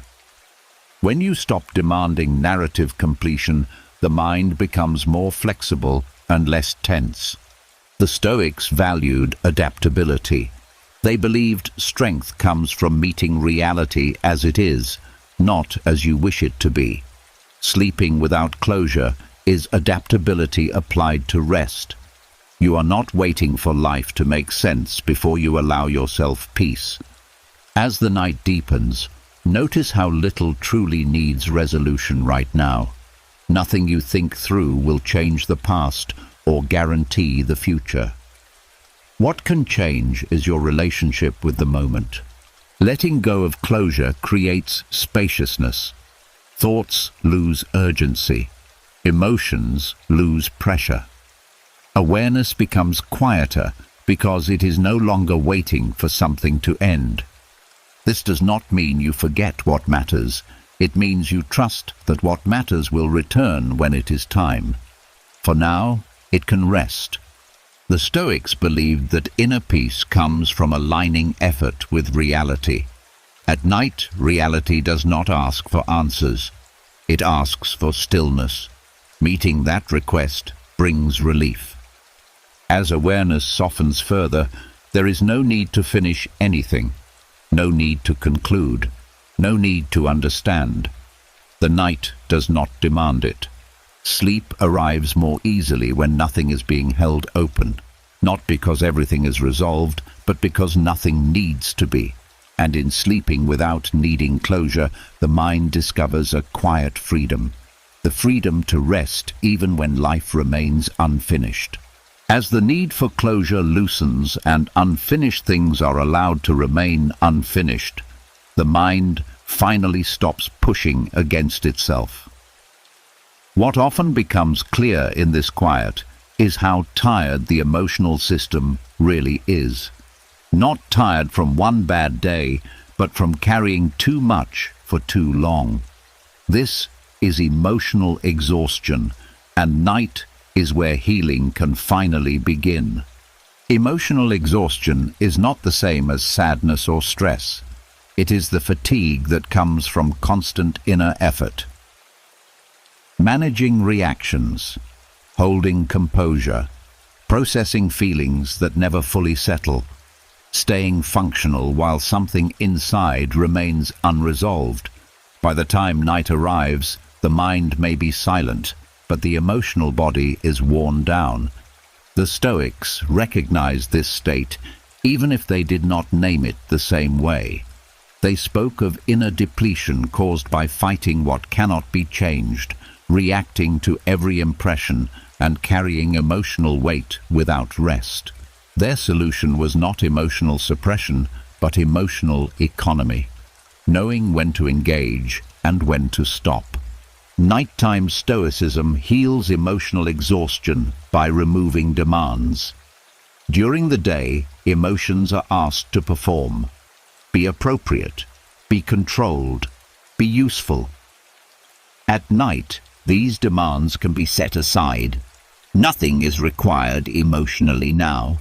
There is no role to play and no reaction needed. Healing begins when emotions are allowed to stop working. Emotional exhaustion persists when feelings are constantly being evaluated, justified, or resisted. Stoic rest invites emotions to stand down without being pushed away. They are not dismissed. They are relieved of duty. When the mind stops interpreting emotions as problems, the nervous system relaxes. Emotional exhaustion is closely tied to a body that never leaves alert mode. Even quiet emotions feel heavy when the system is depleted. Nighttime Stoicism lowers this baseline by removing internal pressure. The Stoics taught that suffering increases when we add judgment to experience. Emotional exhaustion often includes harsh inner commentary. You should be stronger. You should be over this by now. You should feel differently. At night, these judgments can rest. Without judgment, emotions lose weight. The body responds immediately to this absence of pressure. Muscles soften. The chest loosens. Breathing deepens. These physical shifts allow emotional processing to complete naturally. Emotions that were stuck begin to move without force. Nighttime Stoicism also heals exhaustion by restoring boundaries. During the day, emotions often bleed into everything: work, relationships, decisions. At night, boundaries return. The day is over. Emotions no longer need to influence anything. This containment is deeply restorative. The Stoics believed that peace comes from focusing only on what is required in the moment. At night, emotional effort is not required. Accepting this allows the emotional system to shut down partially, the same way muscles do during rest. This practice does not numb emotion. It restores sensitivity. Emotional exhaustion dulls feeling over time. Rest brings feeling back gently, without overwhelm. This is why people often feel more emotionally clear after true rest, even if nothing was solved. Healing also happens because nighttime Stoicism removes urgency. Exhaustion thrives on the sense that something must be fixed immediately.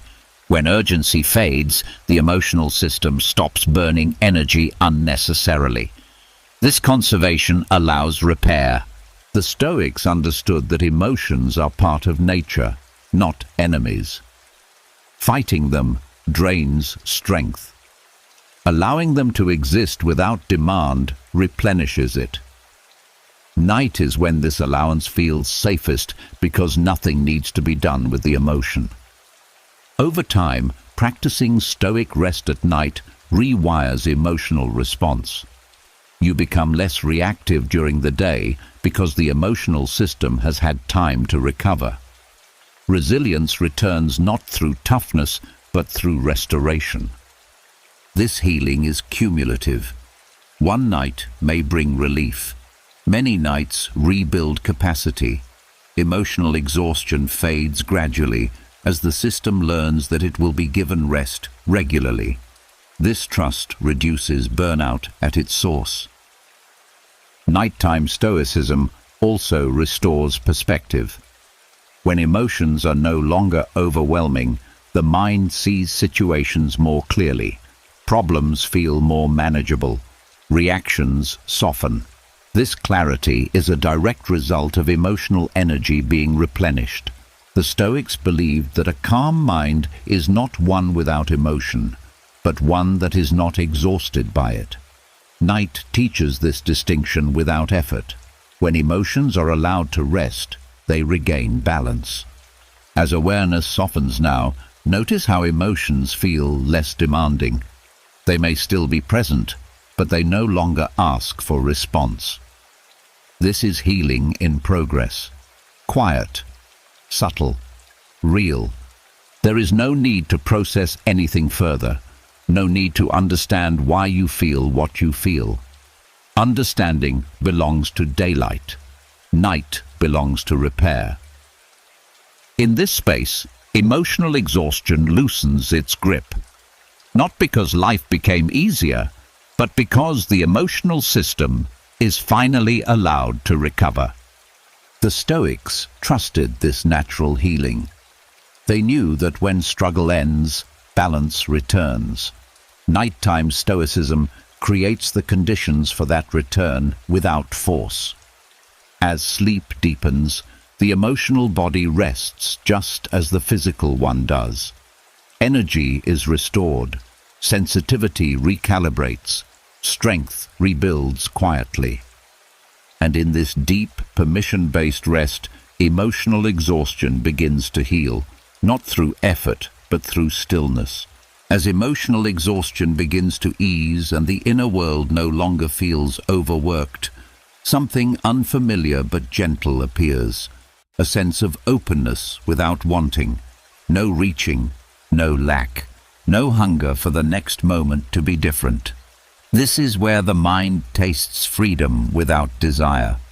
Desire often disguises itself as motivation or hope, but beneath it lives tension. Wanting pulls the mind forward. It leans into the future, asking for relief, pleasure, resolution, or change.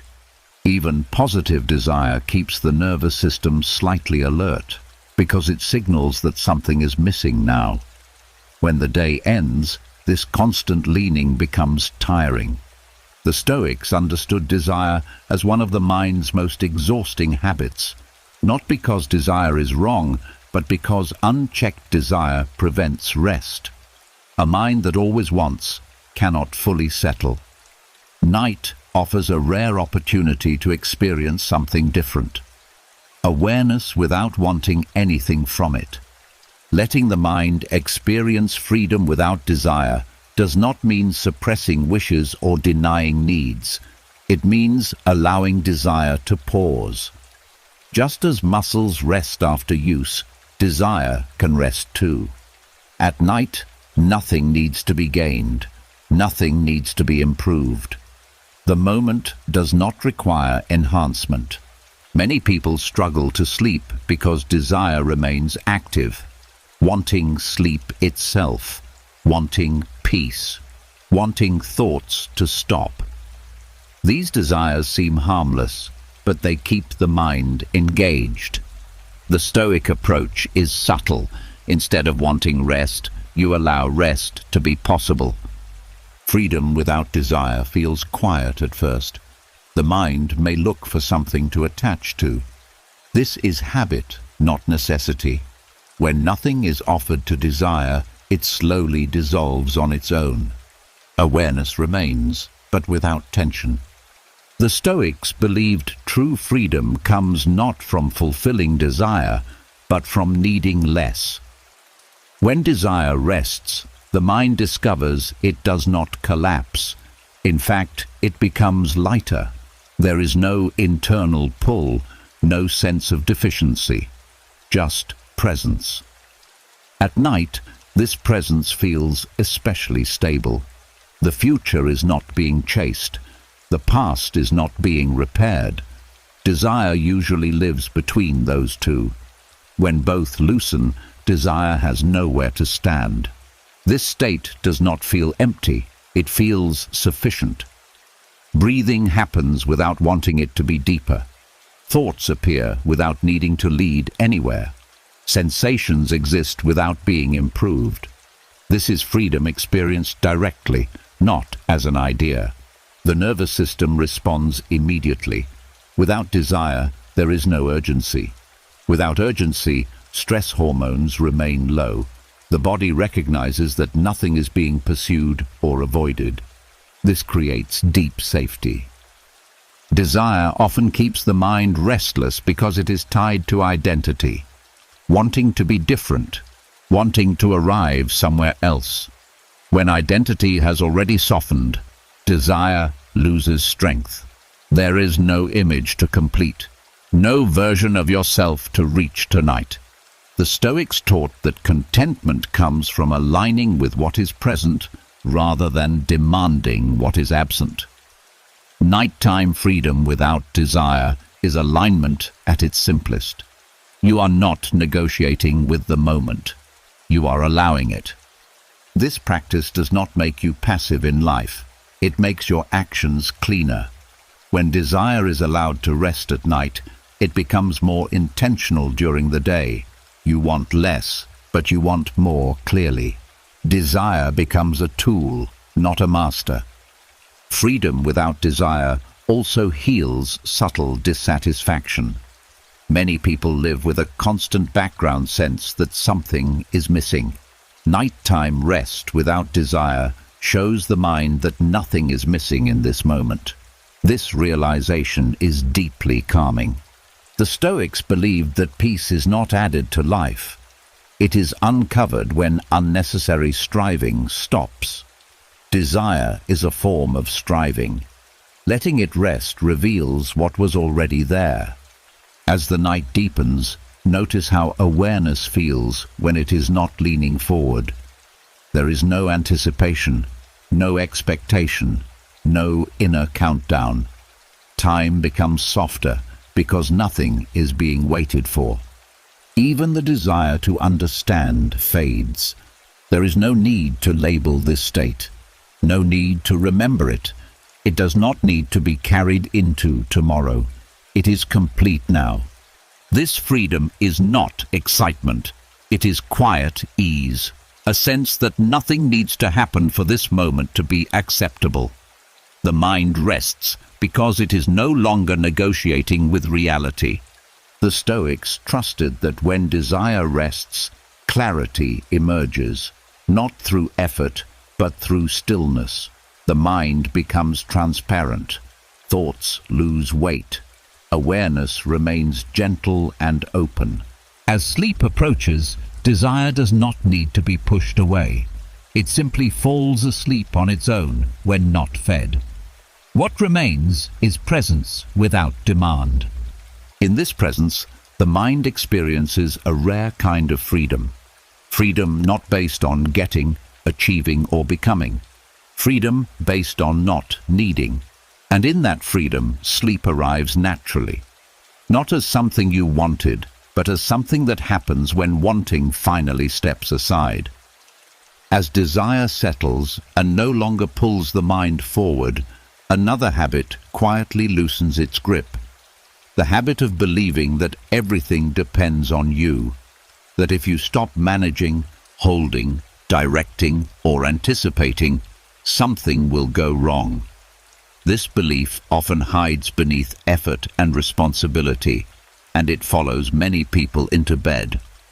Releasing it is one of the deepest forms of rest. Personal control feels reassuring during the day. It helps you plan, decide, and act. But when night arrives, control becomes unnecessary weight. The body is no longer acting in the world, yet the mind often keeps its grip, reviewing scenarios, monitoring outcomes, and preparing for problems that are not present. This illusion of control keeps the nervous system awake. The Stoics were clear about this. They taught that much suffering comes from confusing influence with control. You can influence actions and choices when awake, but you do not control outcomes, other people, or the unfolding of life. At night, you do not even control sleep itself. Recognizing this is not weakness, it is accuracy. Releasing the illusion of personal control at bedtime begins by noticing how much is already happening without you. Breathing continues. The heart beats. Digestion works. Healing begins. Thoughts appear and fade. Sleep, when it comes, arrives on its own. None of this responds to command, and none of it needs to. The mind often resists this realization because it fears helplessness. But helplessness is not the same as acceptance. Helplessness feels like collapse. Acceptance feels like relief. When you stop trying to control what cannot be controlled, energy returns to the body instead of being wasted on mental supervision. The Stoics believed that peace comes from placing effort only where it belongs. At night, effort belongs nowhere. There is nothing to steer, nothing to manage, nothing to secure. When the mind accepts this, tension releases naturally. Many nighttime thoughts are disguised attempts at control, planning tomorrow, replaying conversations, predicting outcomes. These thoughts feel productive, but they are not effective at night. They keep the brain in problem-solving mode when restoration is needed. Releasing control does not mean rejecting responsibility. It means respecting timing. Responsibility resumes when action is possible. Bedtime is not a moment of action. It is a moment of trust. Trust that what needs to be handled will be handled when the time comes. The nervous system responds strongly to this trust. When control is relinquished, muscles soften. Breathing slows. The body exits readiness. Cortisol continues to drop because the brain no longer signals threat through constant monitoring. The Stoics often reminded themselves that even their own bodies were not fully under their control. Health changes. Aging happens. Sleep comes and goes. Fighting these realities creates suffering.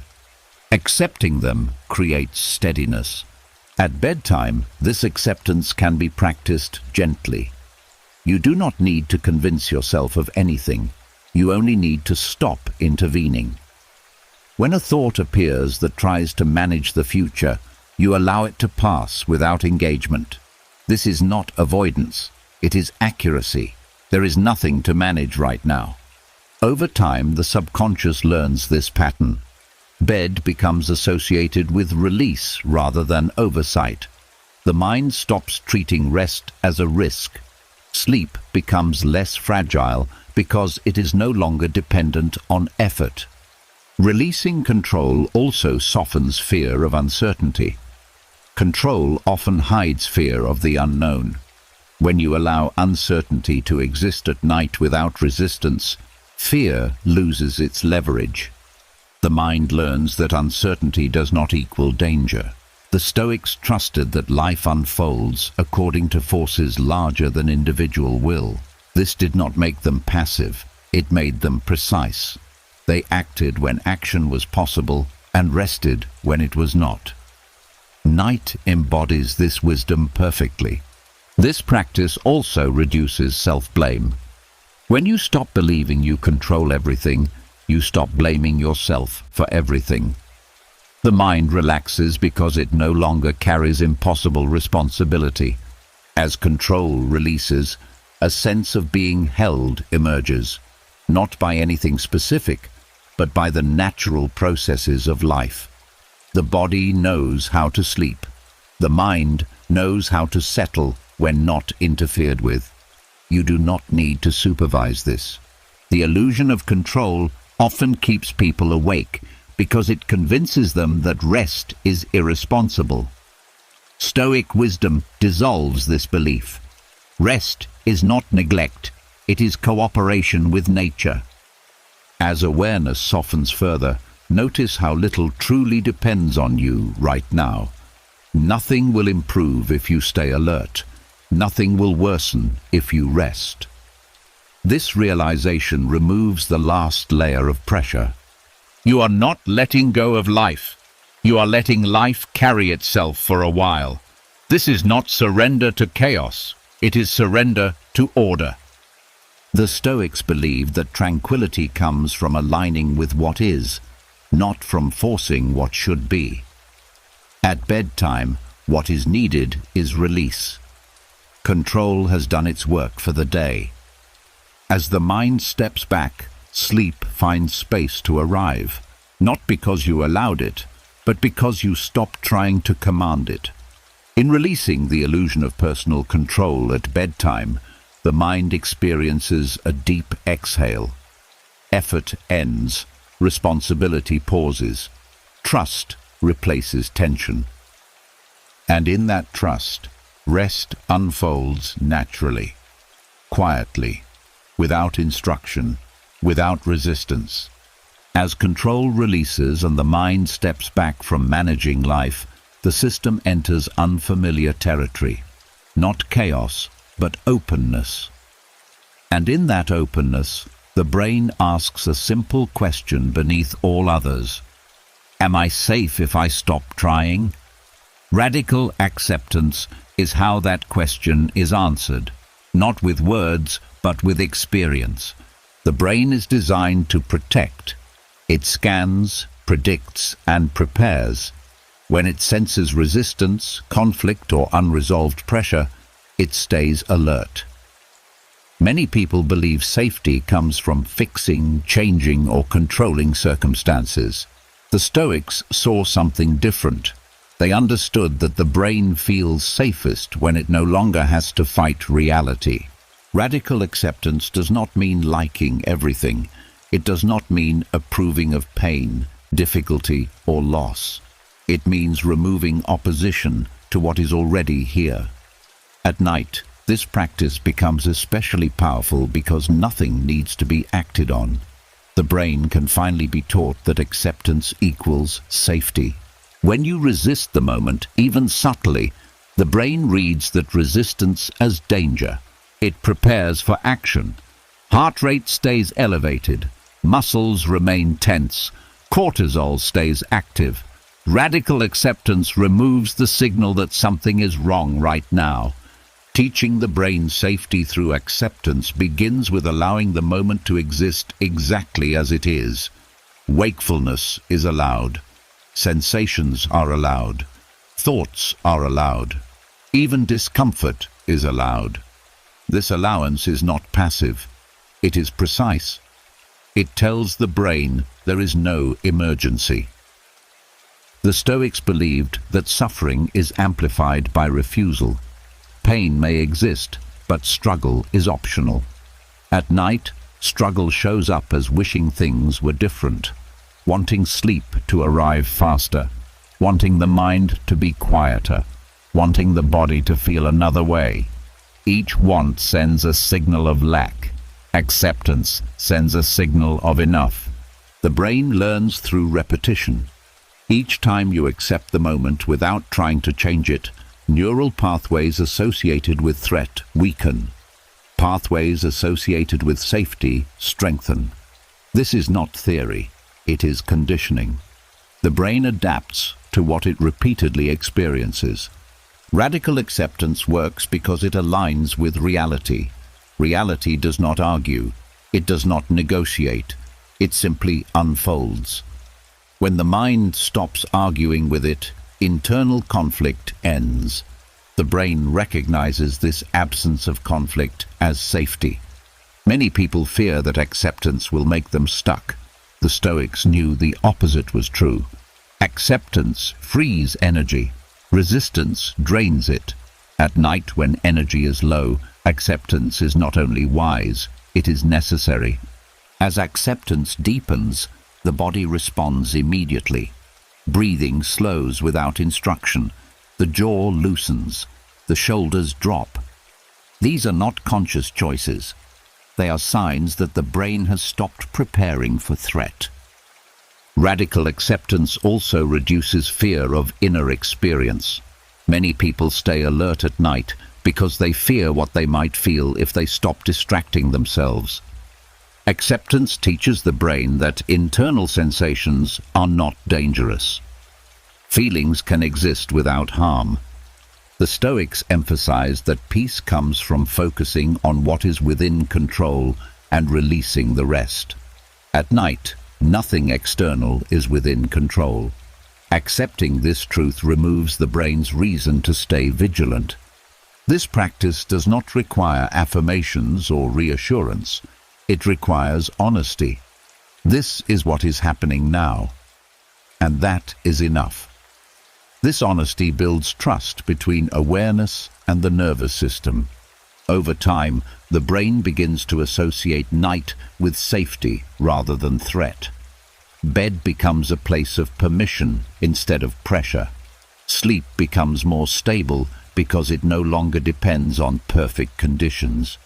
Radical acceptance also heals trauma responses gently.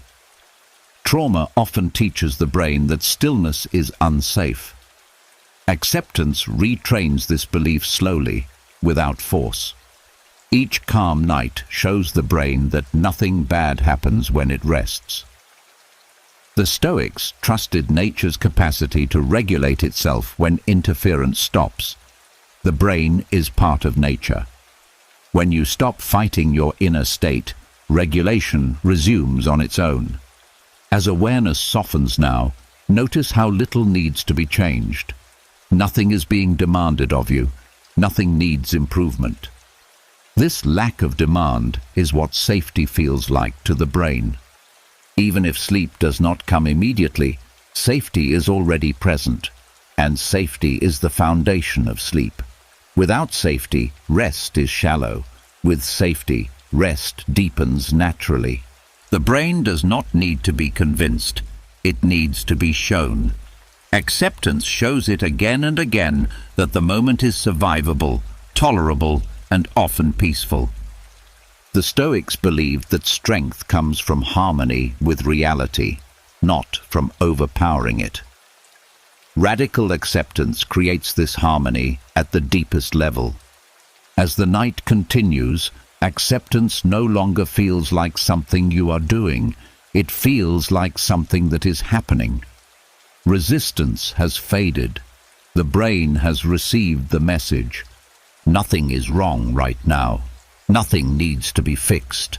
And because of that, the brain finally allows itself to rest. In teaching the brain safety through radical acceptance, sleep becomes a natural response, not a goal. The system settles because it no longer needs to protect itself. And in that settling, deep rest unfolds quietly, exactly as it should. As safety settles into the nervous system through acceptance, the final layer of tension becomes visible. Not fear, not thought, but resistance itself. The subtle inner push against what is happening. The quiet, "This should not be this way," that keeps the mind braced even when nothing is wrong. Ending this resistance is one of the most powerful Stoic practices of the night. Inner resistance is rarely loud. It hides in small reactions.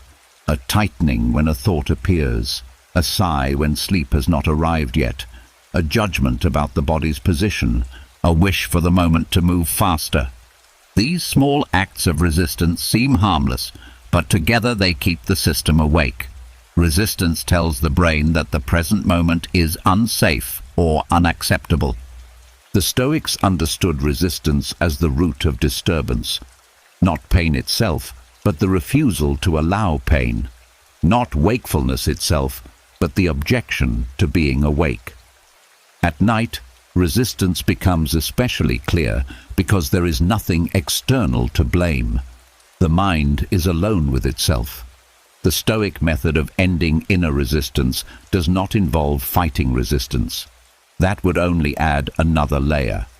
It begins with recognition, seeing resistance as an action, not a necessity. The moment resistance is noticed, it loses some of its power, because it is no longer automatic. Resistance often feels like protection. The mind believes that pushing against discomfort will make it go away faster. In reality, resistance prolongs it. The Stoics taught that what is allowed settles more quickly than what is opposed. Ending resistance begins by allowing the moment to be exactly as it is, without commentary. The body is allowed to be heavy.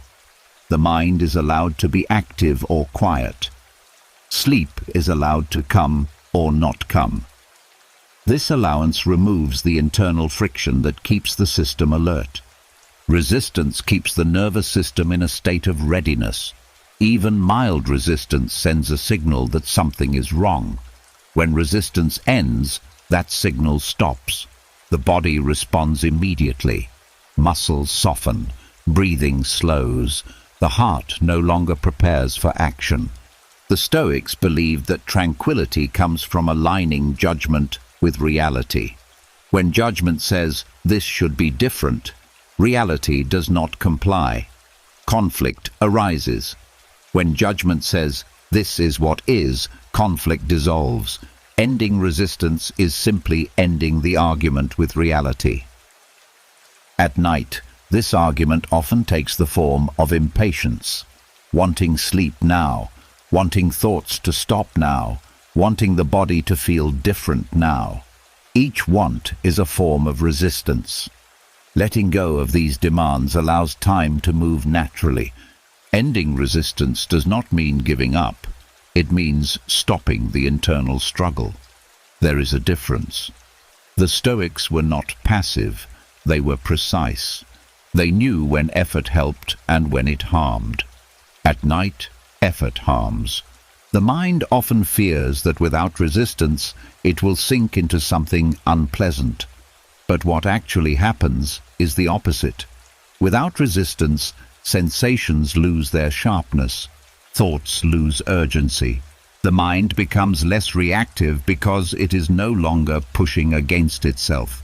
This practice also dissolves frustration with sleep.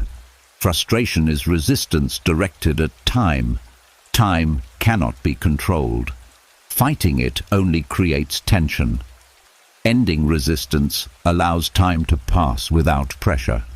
The Stoics taught that the present moment is the only place where peace is possible. Resistance pulls the mind away from the present toward an imagined better moment. Ending resistance brings the mind back to what is actually here, which is usually far calmer than imagined. Over time, practicing non-resistance at night retrains the brain. The bed becomes associated with ease instead of effort. The mind learns that nothing bad happens when it stops pushing.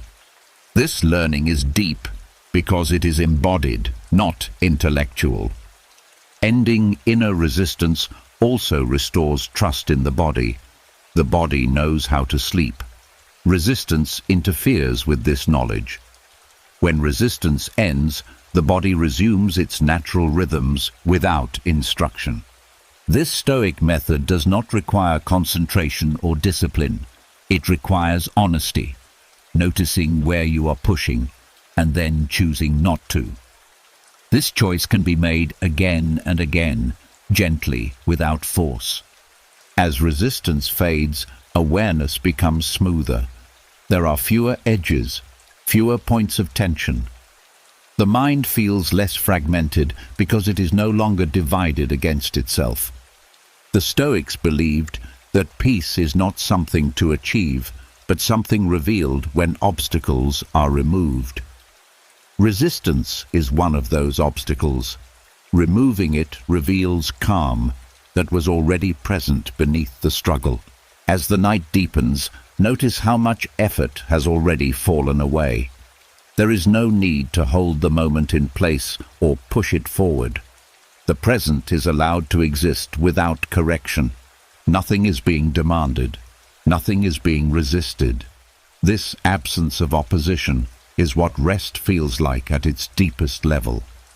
In ending inner resistance at night, the mind stops exhausting itself.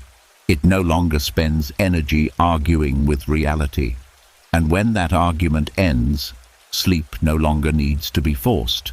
It arrives quietly, naturally, as a result of harmony rather than effort. And in that harmony, the Stoic promise is fulfilled. Not the promise of control, but the promise of peace. As inner resistance fades and the mind no longer pushes against the moment, another subtle habit becomes noticeable. The habit of waiting for something to happen, waiting for sleep to arrive, waiting for calm to deepen, waiting for the night to deliver a result. Anticipation quietly keeps the mind leaning forward, even when effort has stopped. Anticipation and expectation feel gentle, but they create tension. They place a tension in the future. Something is supposed to come next. Something is supposed to improve. Even positive expectation keeps the nervous system slightly alert, because it signals that the present moment is incomplete. The Stoics understood this clearly. They taught that peace cannot coexist with expectation, because expectation is a form of demand. It asks reality to meet a condition. When that condition is not met immediately, disappointment or impatience follows. At night, this cycle keeps rest just out of reach. Resting without anticipation means allowing the moment to be sufficient on its own, not as a step towards something else, not as preparation, simply as what is happening now. This is difficult for a mind trained to measure progress, but night is where this training can soften. Expectation often hides behind hope. Hoping sleep will be deep, hoping tomorrow will feel better, hoping the mind will finally settle. Hope seems harmless, but it keeps awareness slightly tense. It leans forward, watching for change. The Stoic approach is quieter. It lets go of watching. When anticipation ends, time changes texture. The night no longer feels like something to get through. It becomes something to rest within. There is no countdown, no internal clock measuring progress. The mind stops checking in on itself. The body responds immediately. Without anticipation, there is no readiness. Without readiness, muscles relax more deeply. Breathing becomes slower and less deliberate. The nervous system senses that nothing is about to happen that requires response. The Stoics believed that tranquility comes from living fully in what is present, not from leaning into what might be. Night is pure presence when anticipation is removed. There is nothing to achieve, nothing to arrive at, nothing to wait for. Anticipation also keeps identity active. Who will I be tomorrow? How will I feel? What will change? When identity has already softened, anticipation loses its anchor. There is no future version to prepare for, just awareness resting. This does not mean the future is ignored. It means it is placed where it belongs. The future will come whether it is anticipated or not. Rest does not influence it. Understanding this removes the mind's reason to wait. Resting without expectation also dissolves performance. Many people try to rest well, to sleep well, to calm the mind correctly. This effort creates pressure. When expectation ends, rest becomes effortless. There is no standard to meet. The Stoics warned that disappointment arises when expectations meet reality. Removing expectation removes disappointment before it forms. At night, this creates emotional neutrality. Nothing is promised, nothing is missing. This practice also reduces subtle anxiety. Anxiety often appears as anticipation of what is next. When there is no next, anxiety has nowhere to go. Awareness stays where it is, steady and unthreatened. Over time, the subconscious learns that rest does not need to produce anything. It is complete in itself. This learning changes how the mind approaches sleep. Sleep stops being a goal and becomes a natural transition. The Stoics believed that wisdom includes knowing when to stop seeking outcomes. At night, seeking has no function. Ending anticipation aligns the mind with this truth without effort. As the night deepens, notice how stillness feels when nothing is expected of it. There is no pressure for it to deepen, no desire for it to last, no concern about how long it will remain. Even the idea of sleep can rest. Sleep does not need to be invited. It arrives when conditions are quiet enough. Anticipation keeps conditions noisy. Its absence creates space. This way of resting also carries into waking life. You become less driven by imagined futures, more present with what is happening, less anxious about timing. This steadiness comes from practicing non-anticipation at night. The Stoics trusted that life unfolds best when not constantly interfered with. Resting without anticipation is a form of non-interference. You stop leaning into the next moment and allow the current one to hold you. As awareness continues to soften, there is no sense of waiting. The moment feels complete, even as it changes. Time moves without being tracked. The mind is no longer positioned ahead of itself. Nothing is expected. Nothing is anticipated. Nothing needs to happen for this moment to be enough. And in that absence of expectation, rest deepens naturally. Not because something arrived, but because nothing was being waited for. The mind settles where it already is. The body follows. Sleep, when it comes quietly, without announcement.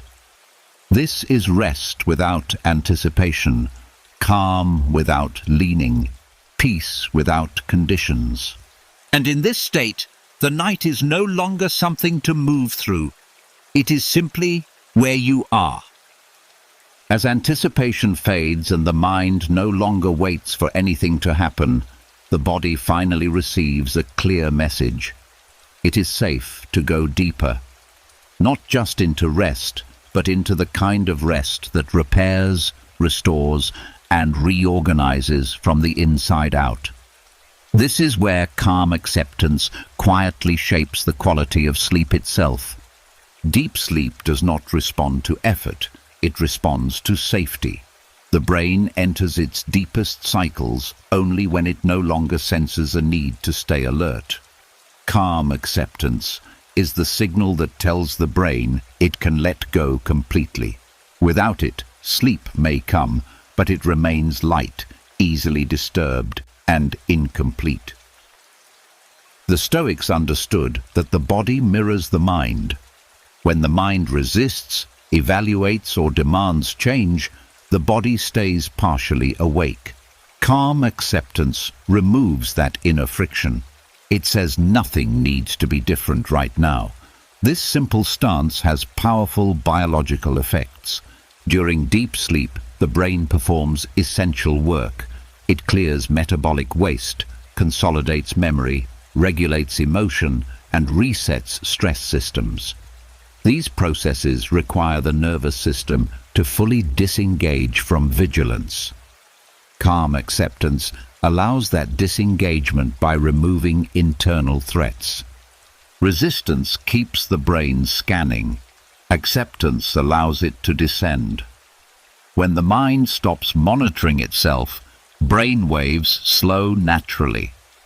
The transition from light sleep into deeper stages becomes smoother because there is no interruption from internal commentary. Many people experience frequent awakenings not because of noise or discomfort, but because the mind never fully let go.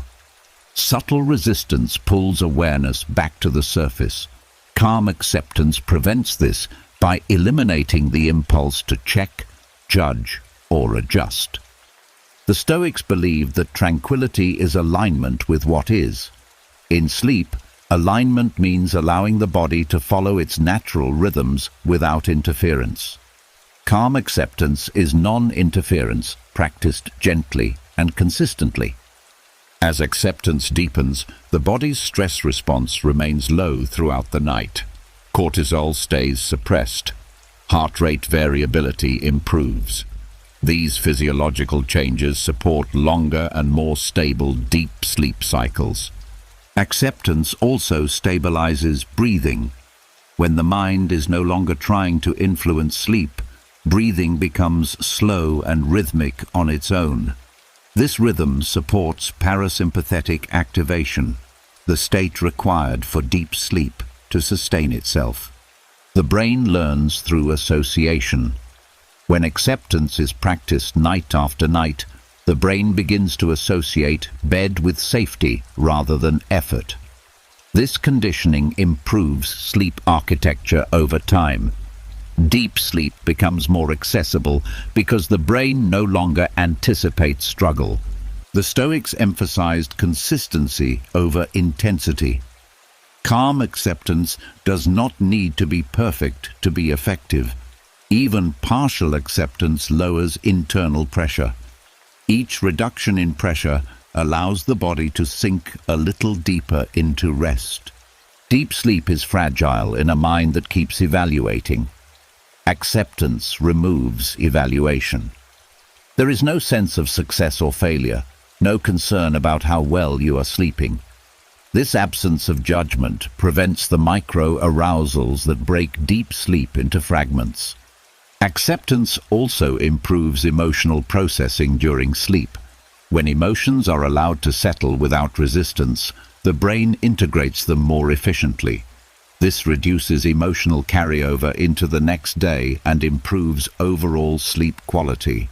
The Stoics believed that peace is not created, it is uncovered. Deep sleep follows the same principle. It emerges when obstacles are removed.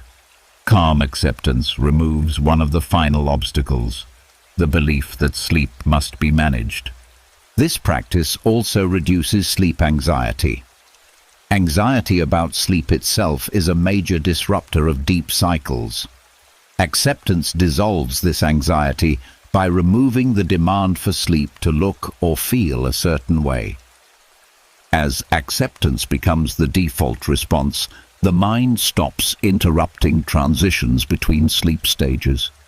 The body moves more freely between light sleep, deep sleep, and dreaming without being pulled back to wakefulness. Over time, people often notice that they wake feeling more restored, even if total sleep time has not increased dramatically. This is because deep sleep quality has improved. The body did more of what it needed to do. The Stoics trusted the body's wisdom. They believed that when the mind stops interfering, the body knows how to regulate itself. Calm acceptance honors this wisdom without requiring belief or effort. As the night continues, notice how little is being held. There is no monitoring of sleep depth, no attempt to stay asleep, no fear of waking. This lack of control allows sleep cycles to deepen naturally.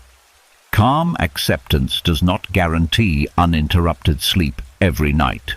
What it guarantees is a supportive environment for deep sleep to occur when possible. It removes the barriers that most often prevent it. The brain recognizes this environment as safe, safe enough to slow down fully, safe enough to repair, safe enough to let go. In this state, deep sleep is not forced. It is invited by absence, absence of resistance, absence of judgment, absence of expectation. And as the body moves through its deepest cycles, healing continues quietly.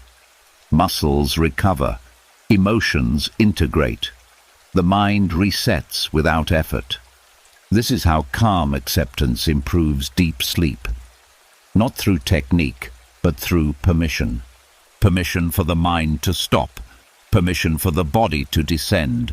Permission for sleep to do what it was always designed to do.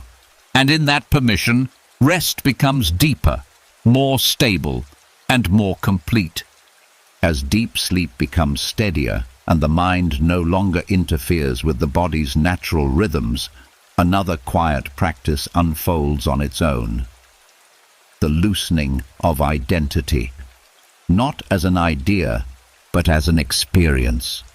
Sleep becomes a place where the self no longer needs to be held together. During the day, identity feels solid, a name, a history, a role, a personality that must stay consistent. You remember who you are and act accordingly. This continuity is useful, but it is also tiring. The mind works constantly to maintain it, defend it, and explain it. At night, that work is no longer necessary, yet many minds keep doing it out of habit. The Stoics understood that identity is a tool, not a truth. It is something you use, not something you are. They warned that suffering increases when we cling to identity as if it were permanent.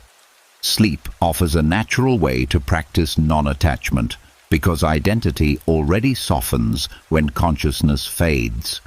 Non-attachment to identity does not mean rejecting your life or your values. It means allowing the sense of me to loosen without fear.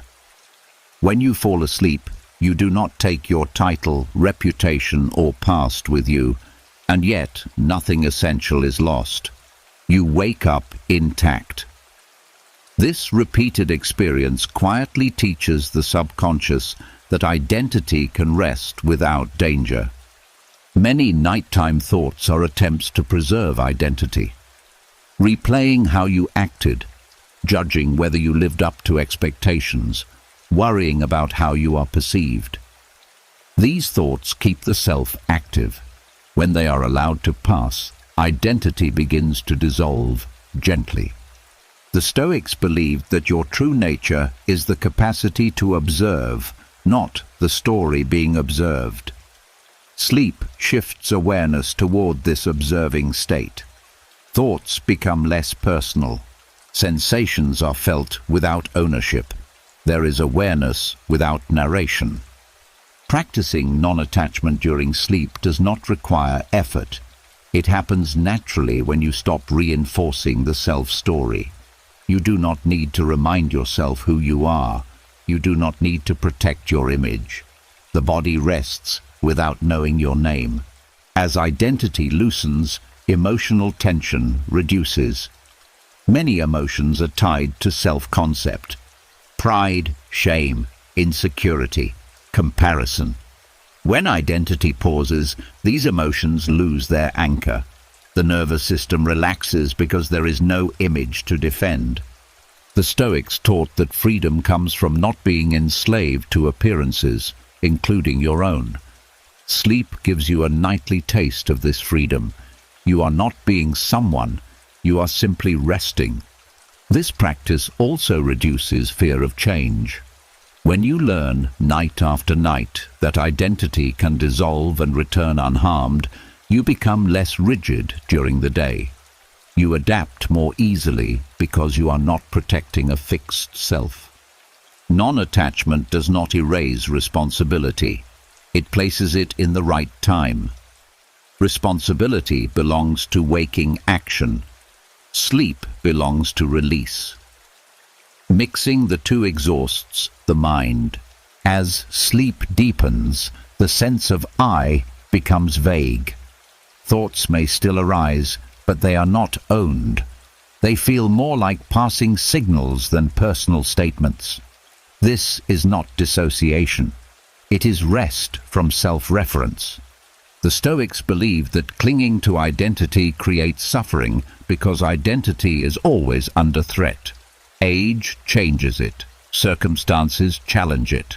Others misunderstand it. When identity rests at night, the mind recovers from this constant pressure. Over time, this practice reshapes self-worth. You begin to feel worthy even when you are not performing, explaining, or proving anything. This unconditional sense of worth is deeply calming and supports better sleep. Using sleep to practice non-attachment also quiets ambition and regret. Both depend on identity, who you want to become, who you think you failed to be. When identity rests, these narratives pause. The mind experiences relief from comparison with past or future selves. The body responds strongly to this release. Muscles soften because there is no role to hold. Breathing deepens because there is no self to maintain. The heart slows because nothing is being evaluated. The Stoics trusted this simplicity. They believed that beneath all roles and stories is a stable core that does not need defense. Sleep brings you into contact with this core without effort. As awareness softens further, there is no need to define yourself internally, no need to remember your position in the world, no need to prepare an image for tomorrow. All of that can wait. In this state, rest becomes deeper because the mind is no longer carrying itself. There is no self-management, no self-improvement, no self-concern. Identity will return when needed. It always does.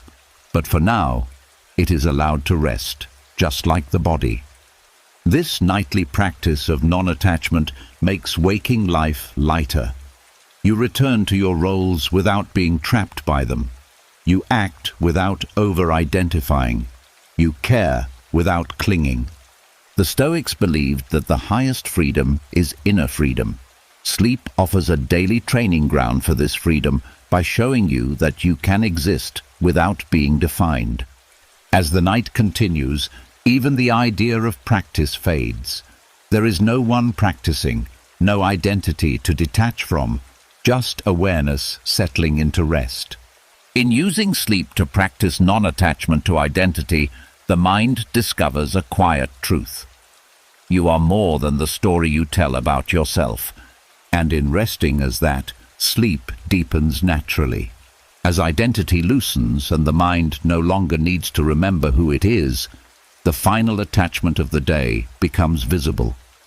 The day itself, not the events, but the lingering sense that it is still alive inside you. Conversations half finished, emotions still warm, moments still echoing. Until the day is allowed to end completely, the mind cannot truly rest. Many people lie down physically while the day continues mentally. The body is in bed, but awareness is still moving through hours that have already passed. The mind treats the day as unfinished, as if something more must be carried forward into the night. This quiet refusal to let the day end keeps the nervous system alert. The Stoics understood the importance of endings, not dramatic endings, but clean ones. They believed that each day is a complete unit of life, meant to be lived fully and then released. Carrying it forward only burdens the next moment. Night was meant to be a boundary, not a continuation. Letting the day die does not mean rejecting it or judging it. It means allowing it to be over. The sun has set. The body is no longer acting in the world. Whatever was done or not done belongs to a time that has already passed. Keeping it alive serves no purpose now. The mind often resists this because it believes review equals responsibility, that if it does not replay the day, something will be missed. But replaying without the ability to act only creates tension. The Stoics believed reflection belongs to moments when action is possible. Night is not one of them. When the day is allowed to end fully, the nervous system relaxes in a way that cannot happen otherwise. There is no more need to track time, no need to remember sequences, no need to hold emotional momentum. The body recognizes the end of effort and shifts into restoration. Letting the day die is not forgetting. It is placing the day where it belongs. In the past, complete, untouchable. This placement removes the mind's reason to stay engaged. The system no longer prepares for continuation because continuation has been denied. The Stoics practice this by reminding themselves that each day could be their last, not as fear, but as clarity. If this day were truly complete, would you carry it into the night, or would you release it? Night becomes easier when the day is treated as finished rather than pending. This practice also heals emotional carryover. Emotions often persist because they are attached to ongoing stories. When the day ends, those stories lose context. Emotions soften because they are no longer fueling future action. The body responds to this finality quickly. Muscles release because there is no more work to do. Breathing slows because nothing needs to be monitored. The heart rate steadies because the system is no longer oriented toward engagement. Letting the day die also restores rhythm. Nature operates in cycles. Day turns into night, activity into rest. When the mind ignores this rhythm, exhaustion builds. Aligning with it restores balance without effort. The Stoics believed that peace comes from living in harmony with time rather than fighting it. Night is time's signal to stop. Honoring that signal allows the mind to disengage without guilt. This practice does not erase meaning, it preserves it. When the day is allowed to end, its meaning settles naturally. When it is dragged into the night, meaning turns into noise. Over time, this habit changes how days are lived. When you know the day will end cleanly, you become more present while it is happening. You stop postponing rest mentally. You trust that there will be a place to put things down. Letting the day die also reduces sleep anxiety. Many people fear sleep because it feels like losing control of unfinished business. When the day is declared finished, sleep no longer feels like abandonment. It feels like completion. The Stoics trusted endings. They saw them not as loss, but as order. Without endings, nothing can rest. Without rest, nothing can endure. As awareness softens now, notice how little of today actually needs to come with you.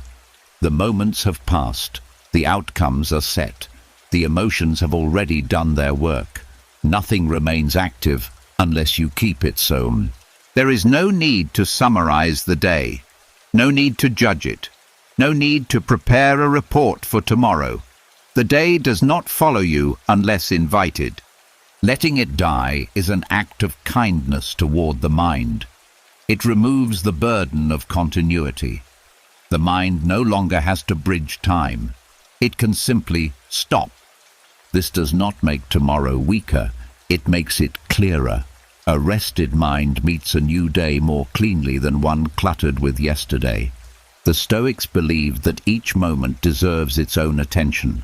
Night deserves rest, not analysis. Giving it what it deserves restores equilibrium.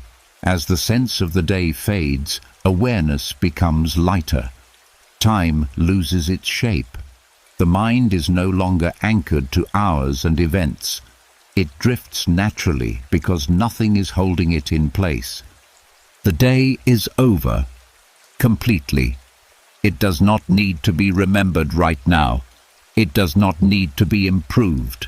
It does not need to be carried. And in allowing the day to die, the mind finally rests, not as an escape, but as a natural return to stillness. Sleep comes not because you forced it, but because nothing is left awake. This is the quiet end the mind has been waiting for. As the day is allowed to end completely and nothing from it is carried forward, the mind enters a rare and necessary pause. Not an empty pause, but a clearing. This is where Stoic sleep becomes more than rest. It becomes a reset, a return to baseline after being shaped and pulled by the world. Throughout the day, the mind absorbs impressions without noticing. opinions, frustrations, expectations, tensions, small disappointments, subtle fears. None of these alone seem overwhelming, but together they bend the inner posture. By night, the mind is no longer neutral. It is tilted. Sleep is the moment when that tilt can be corrected. The Stoics believed that the mind, like the body, needs regular realignment, not through constant self-improvement, but through clearing what does not belong. Stoic sleep functions as a daily psychological reset because it removes the buildup of unnecessary mental weight. During waking hours, the mind reacts automatically. It agrees, resists, compares, judges. These reactions leave traces. Without reset, yesterday's reactions become today's biases. Sleep interrupts this accumulation. It gives the mind a chance to return to a simpler state. A reset does not analyze what went wrong. It does not refine identity or optimize behavior. It clears the slate. The Stoics understood that clarity cannot emerge from a cluttered mind. Reset comes before insight, not after it. As sleep deepens, mental narratives lose continuity. Problems that felt solid during the day become fragmented. Opinions loosen. Emotional charges fade.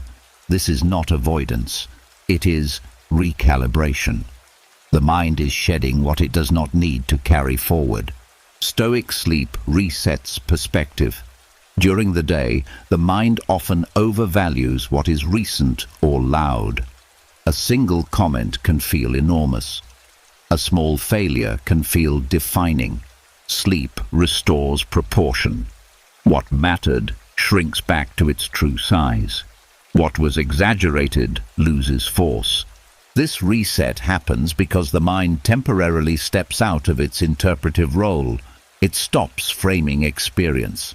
Without framing, impressions dissolve. The Stoics trusted this process because it aligns with nature. Nothing in nature accumulates endlessly without release. The psychological reset also restores choice. A mind weighed down by unresolved impressions reacts automatically. A reset mind responds deliberately. Sleep clears reactive momentum so that the next day is met freshly, not defensively. The body plays a crucial role in this reset. As sleep deepens, the nervous system recalibrates. Stress responses soften. Emotional regulation improves. These changes support mental clarity upon waking. The Stoics did not separate mind and body. They saw rest as a full system renewal. Stoic sleep also resets identity. During the day, identity becomes reinforced by repetition. I am this kind of person. I always react this way. Sleep interrupts this reinforcement. Identity loosens. When it reforms in the morning, it is less rigid. This flexibility is essential for psychological health. Without reset, identity hardens. With reset, adaptation becomes possible. The Stoics believed that adaptability is a form of strength. The reset is also moral in a quiet way. When emotional charges settle, resentment fades, anger cools, judgment softens, the mind wakes less reactive, more balanced. This does not make you passive, it makes you fair. Stoic sleep resets desire as well. Wants that felt urgent lose intensity. Ambitions regain clarity. Cravings soften. This allows desire to function as guidance rather than compulsion. The Stoics valued moderation not by suppression, but by regular clearing. Reset also restores attention. A cluttered mind scatters focus. After sleep, attention gathers naturally. This is not discipline, it is freshness. The mind is no longer divided by yesterday's unresolved noise. Importantly, This reset requires non-interference. Trying to control sleep or use it to fix yourself disrupts the process. The Stoics believed that some forms of wisdom come only when effort ends. Sleep is one of them. The daily psychological reset does not erase memory or responsibility. It removes emotional residue. Facts remain. Lessons remain. What dissolves is the unnecessary charge that distorts perception. Over time, trusting sleep as a reset changes how you relate to difficulties. You stop demanding immediate resolution. You trust that clarity can return after rest. This trust reduces mental strain during the day. Stoic sleep also prevents accumulation of inner conflict. When each day is allowed to reset, conflicts do not stack. Stress does not compound endlessly. The mind remains workable rather than brittle. This is why the Stoics valued evening release so highly. They knew that without reset, even a strong mind becomes distorted. With reset, even a strained mind recovers. As awareness softens now, notice the sense of neutrality returning, not emptiness. Balance, a feeling that nothing is leaning too far in any direction. This is the reset taking place. There is no need to guide it, no need to understand it. The process is already happening. Thoughts are thinning, emotional tone is leveling, perspective is widening. The day has been cleared. The self has softened. Reactions have settled. What remains is readiness without tension. Stoic sleep as a daily psychological reset does not promise perfect mornings. It promises clean ones. A mind that begins again without carrying unnecessary weight. And that is enough. In this quiet renewal, the mind prepares for life not by effort, but by release. Each night, the slate is wiped gently, not forcefully. Nothing is lost in this reset, only what no longer serves. And in that clearing, sleep completes its work, leaving the mind ready to meet the next day as itself, not as yesterday's echo. As the mind resets and returns to balance, attention naturally shifts to what still holds energy beneath the surface. Emotional charges. Not emotions themselves, but the leftover intensity attached to them. The sharp edge of a comment, the sting of a moment, the warmth of something unfinished.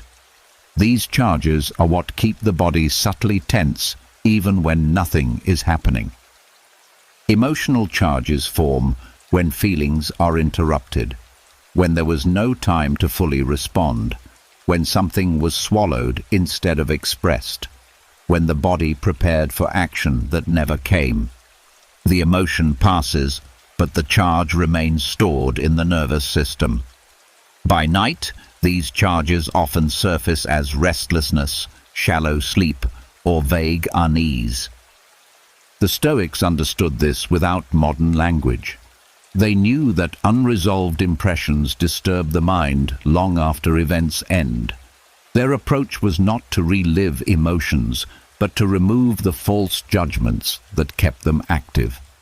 At night, this removal happens best when the body is allowed to rest completely. Neutralizing emotional charges does not require revisiting the emotion. Revisiting often reactivates it. What dissolves charge is safety. When the body fully rests, it signals to the nervous system that the threat has passed. Without threat, stored tension has no reason to remain. The body does most of this work on its own when not interrupted. As muscles relax and breathing deepens, signals are sent through the nervous system that it is safe to release. This is why emotional healing often happens during deep rest rather than during analysis. The Stoics believed that impressions lose power when they are no longer believed. At night, belief naturally weakens. Thoughts lose conviction. Memories feel distant. Emotional charges attached to them begin to fade because they are no longer reinforced by attention. Neutralization happens quietly. You may not notice it directly, but the next day, something feels lighter. A thought no longer stings. A memory feels neutral. A trigger loses its grip. This is the body completing emotional processes that were paused during the day. The key is not interfering. When the mind tries to process emotions at night, it keeps the charge alive. Processing requires activation. Rest allows discharge. The Stoics trusted this natural order. They knew when to reflect and when to release. As the body rests, the brain shifts into modes that integrate emotional experience. Stress hormones continue to drop. The nervous system recalibrates. Emotional centers quiet. This biological shift dissolves charge without needing understanding. Many people unknowingly block this process by staying mentally active, replaying events, judging reactions, trying to feel differently. These efforts keep emotional circuits engaged. Allowing the body to rest without emotional management lets those circuits power down. Neutralizing charge does not mean becoming indifferent. It means becoming clear. When charge dissolves, emotions become information rather than disturbance. You can remember without reacting, feel without being overwhelmed. The Stoics valued this clarity.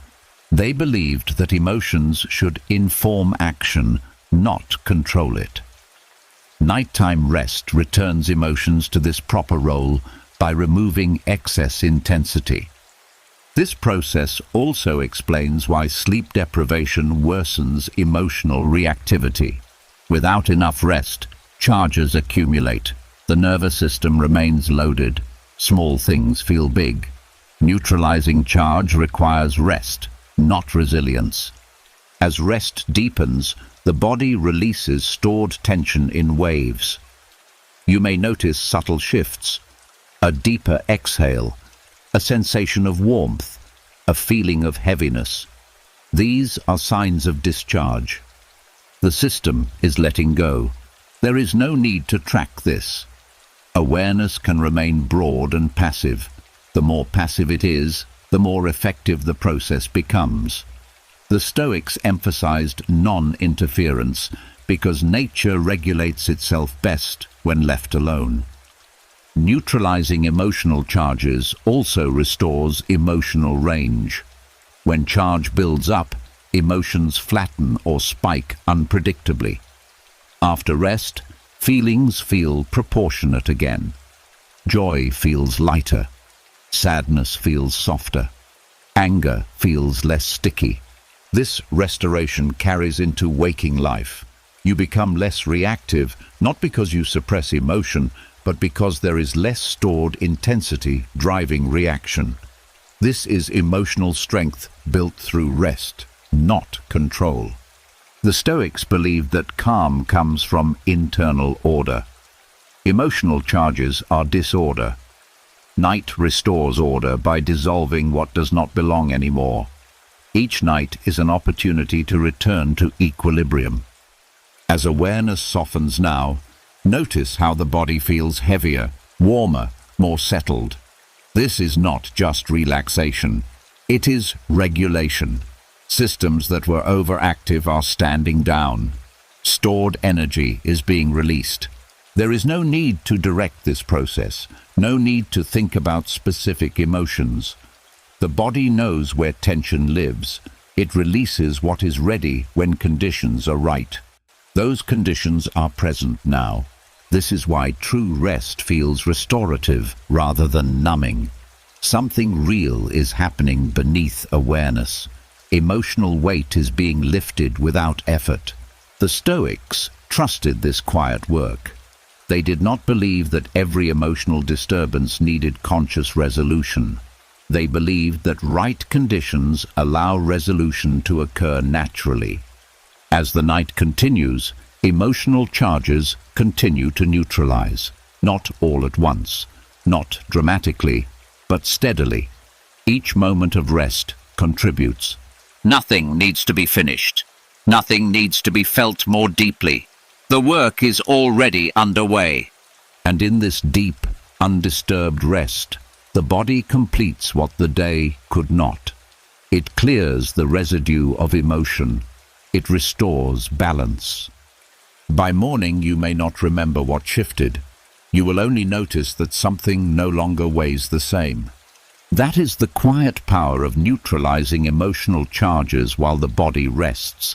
No effort, no struggle, just nature doing what it has always known how to do, once the mind finally steps aside.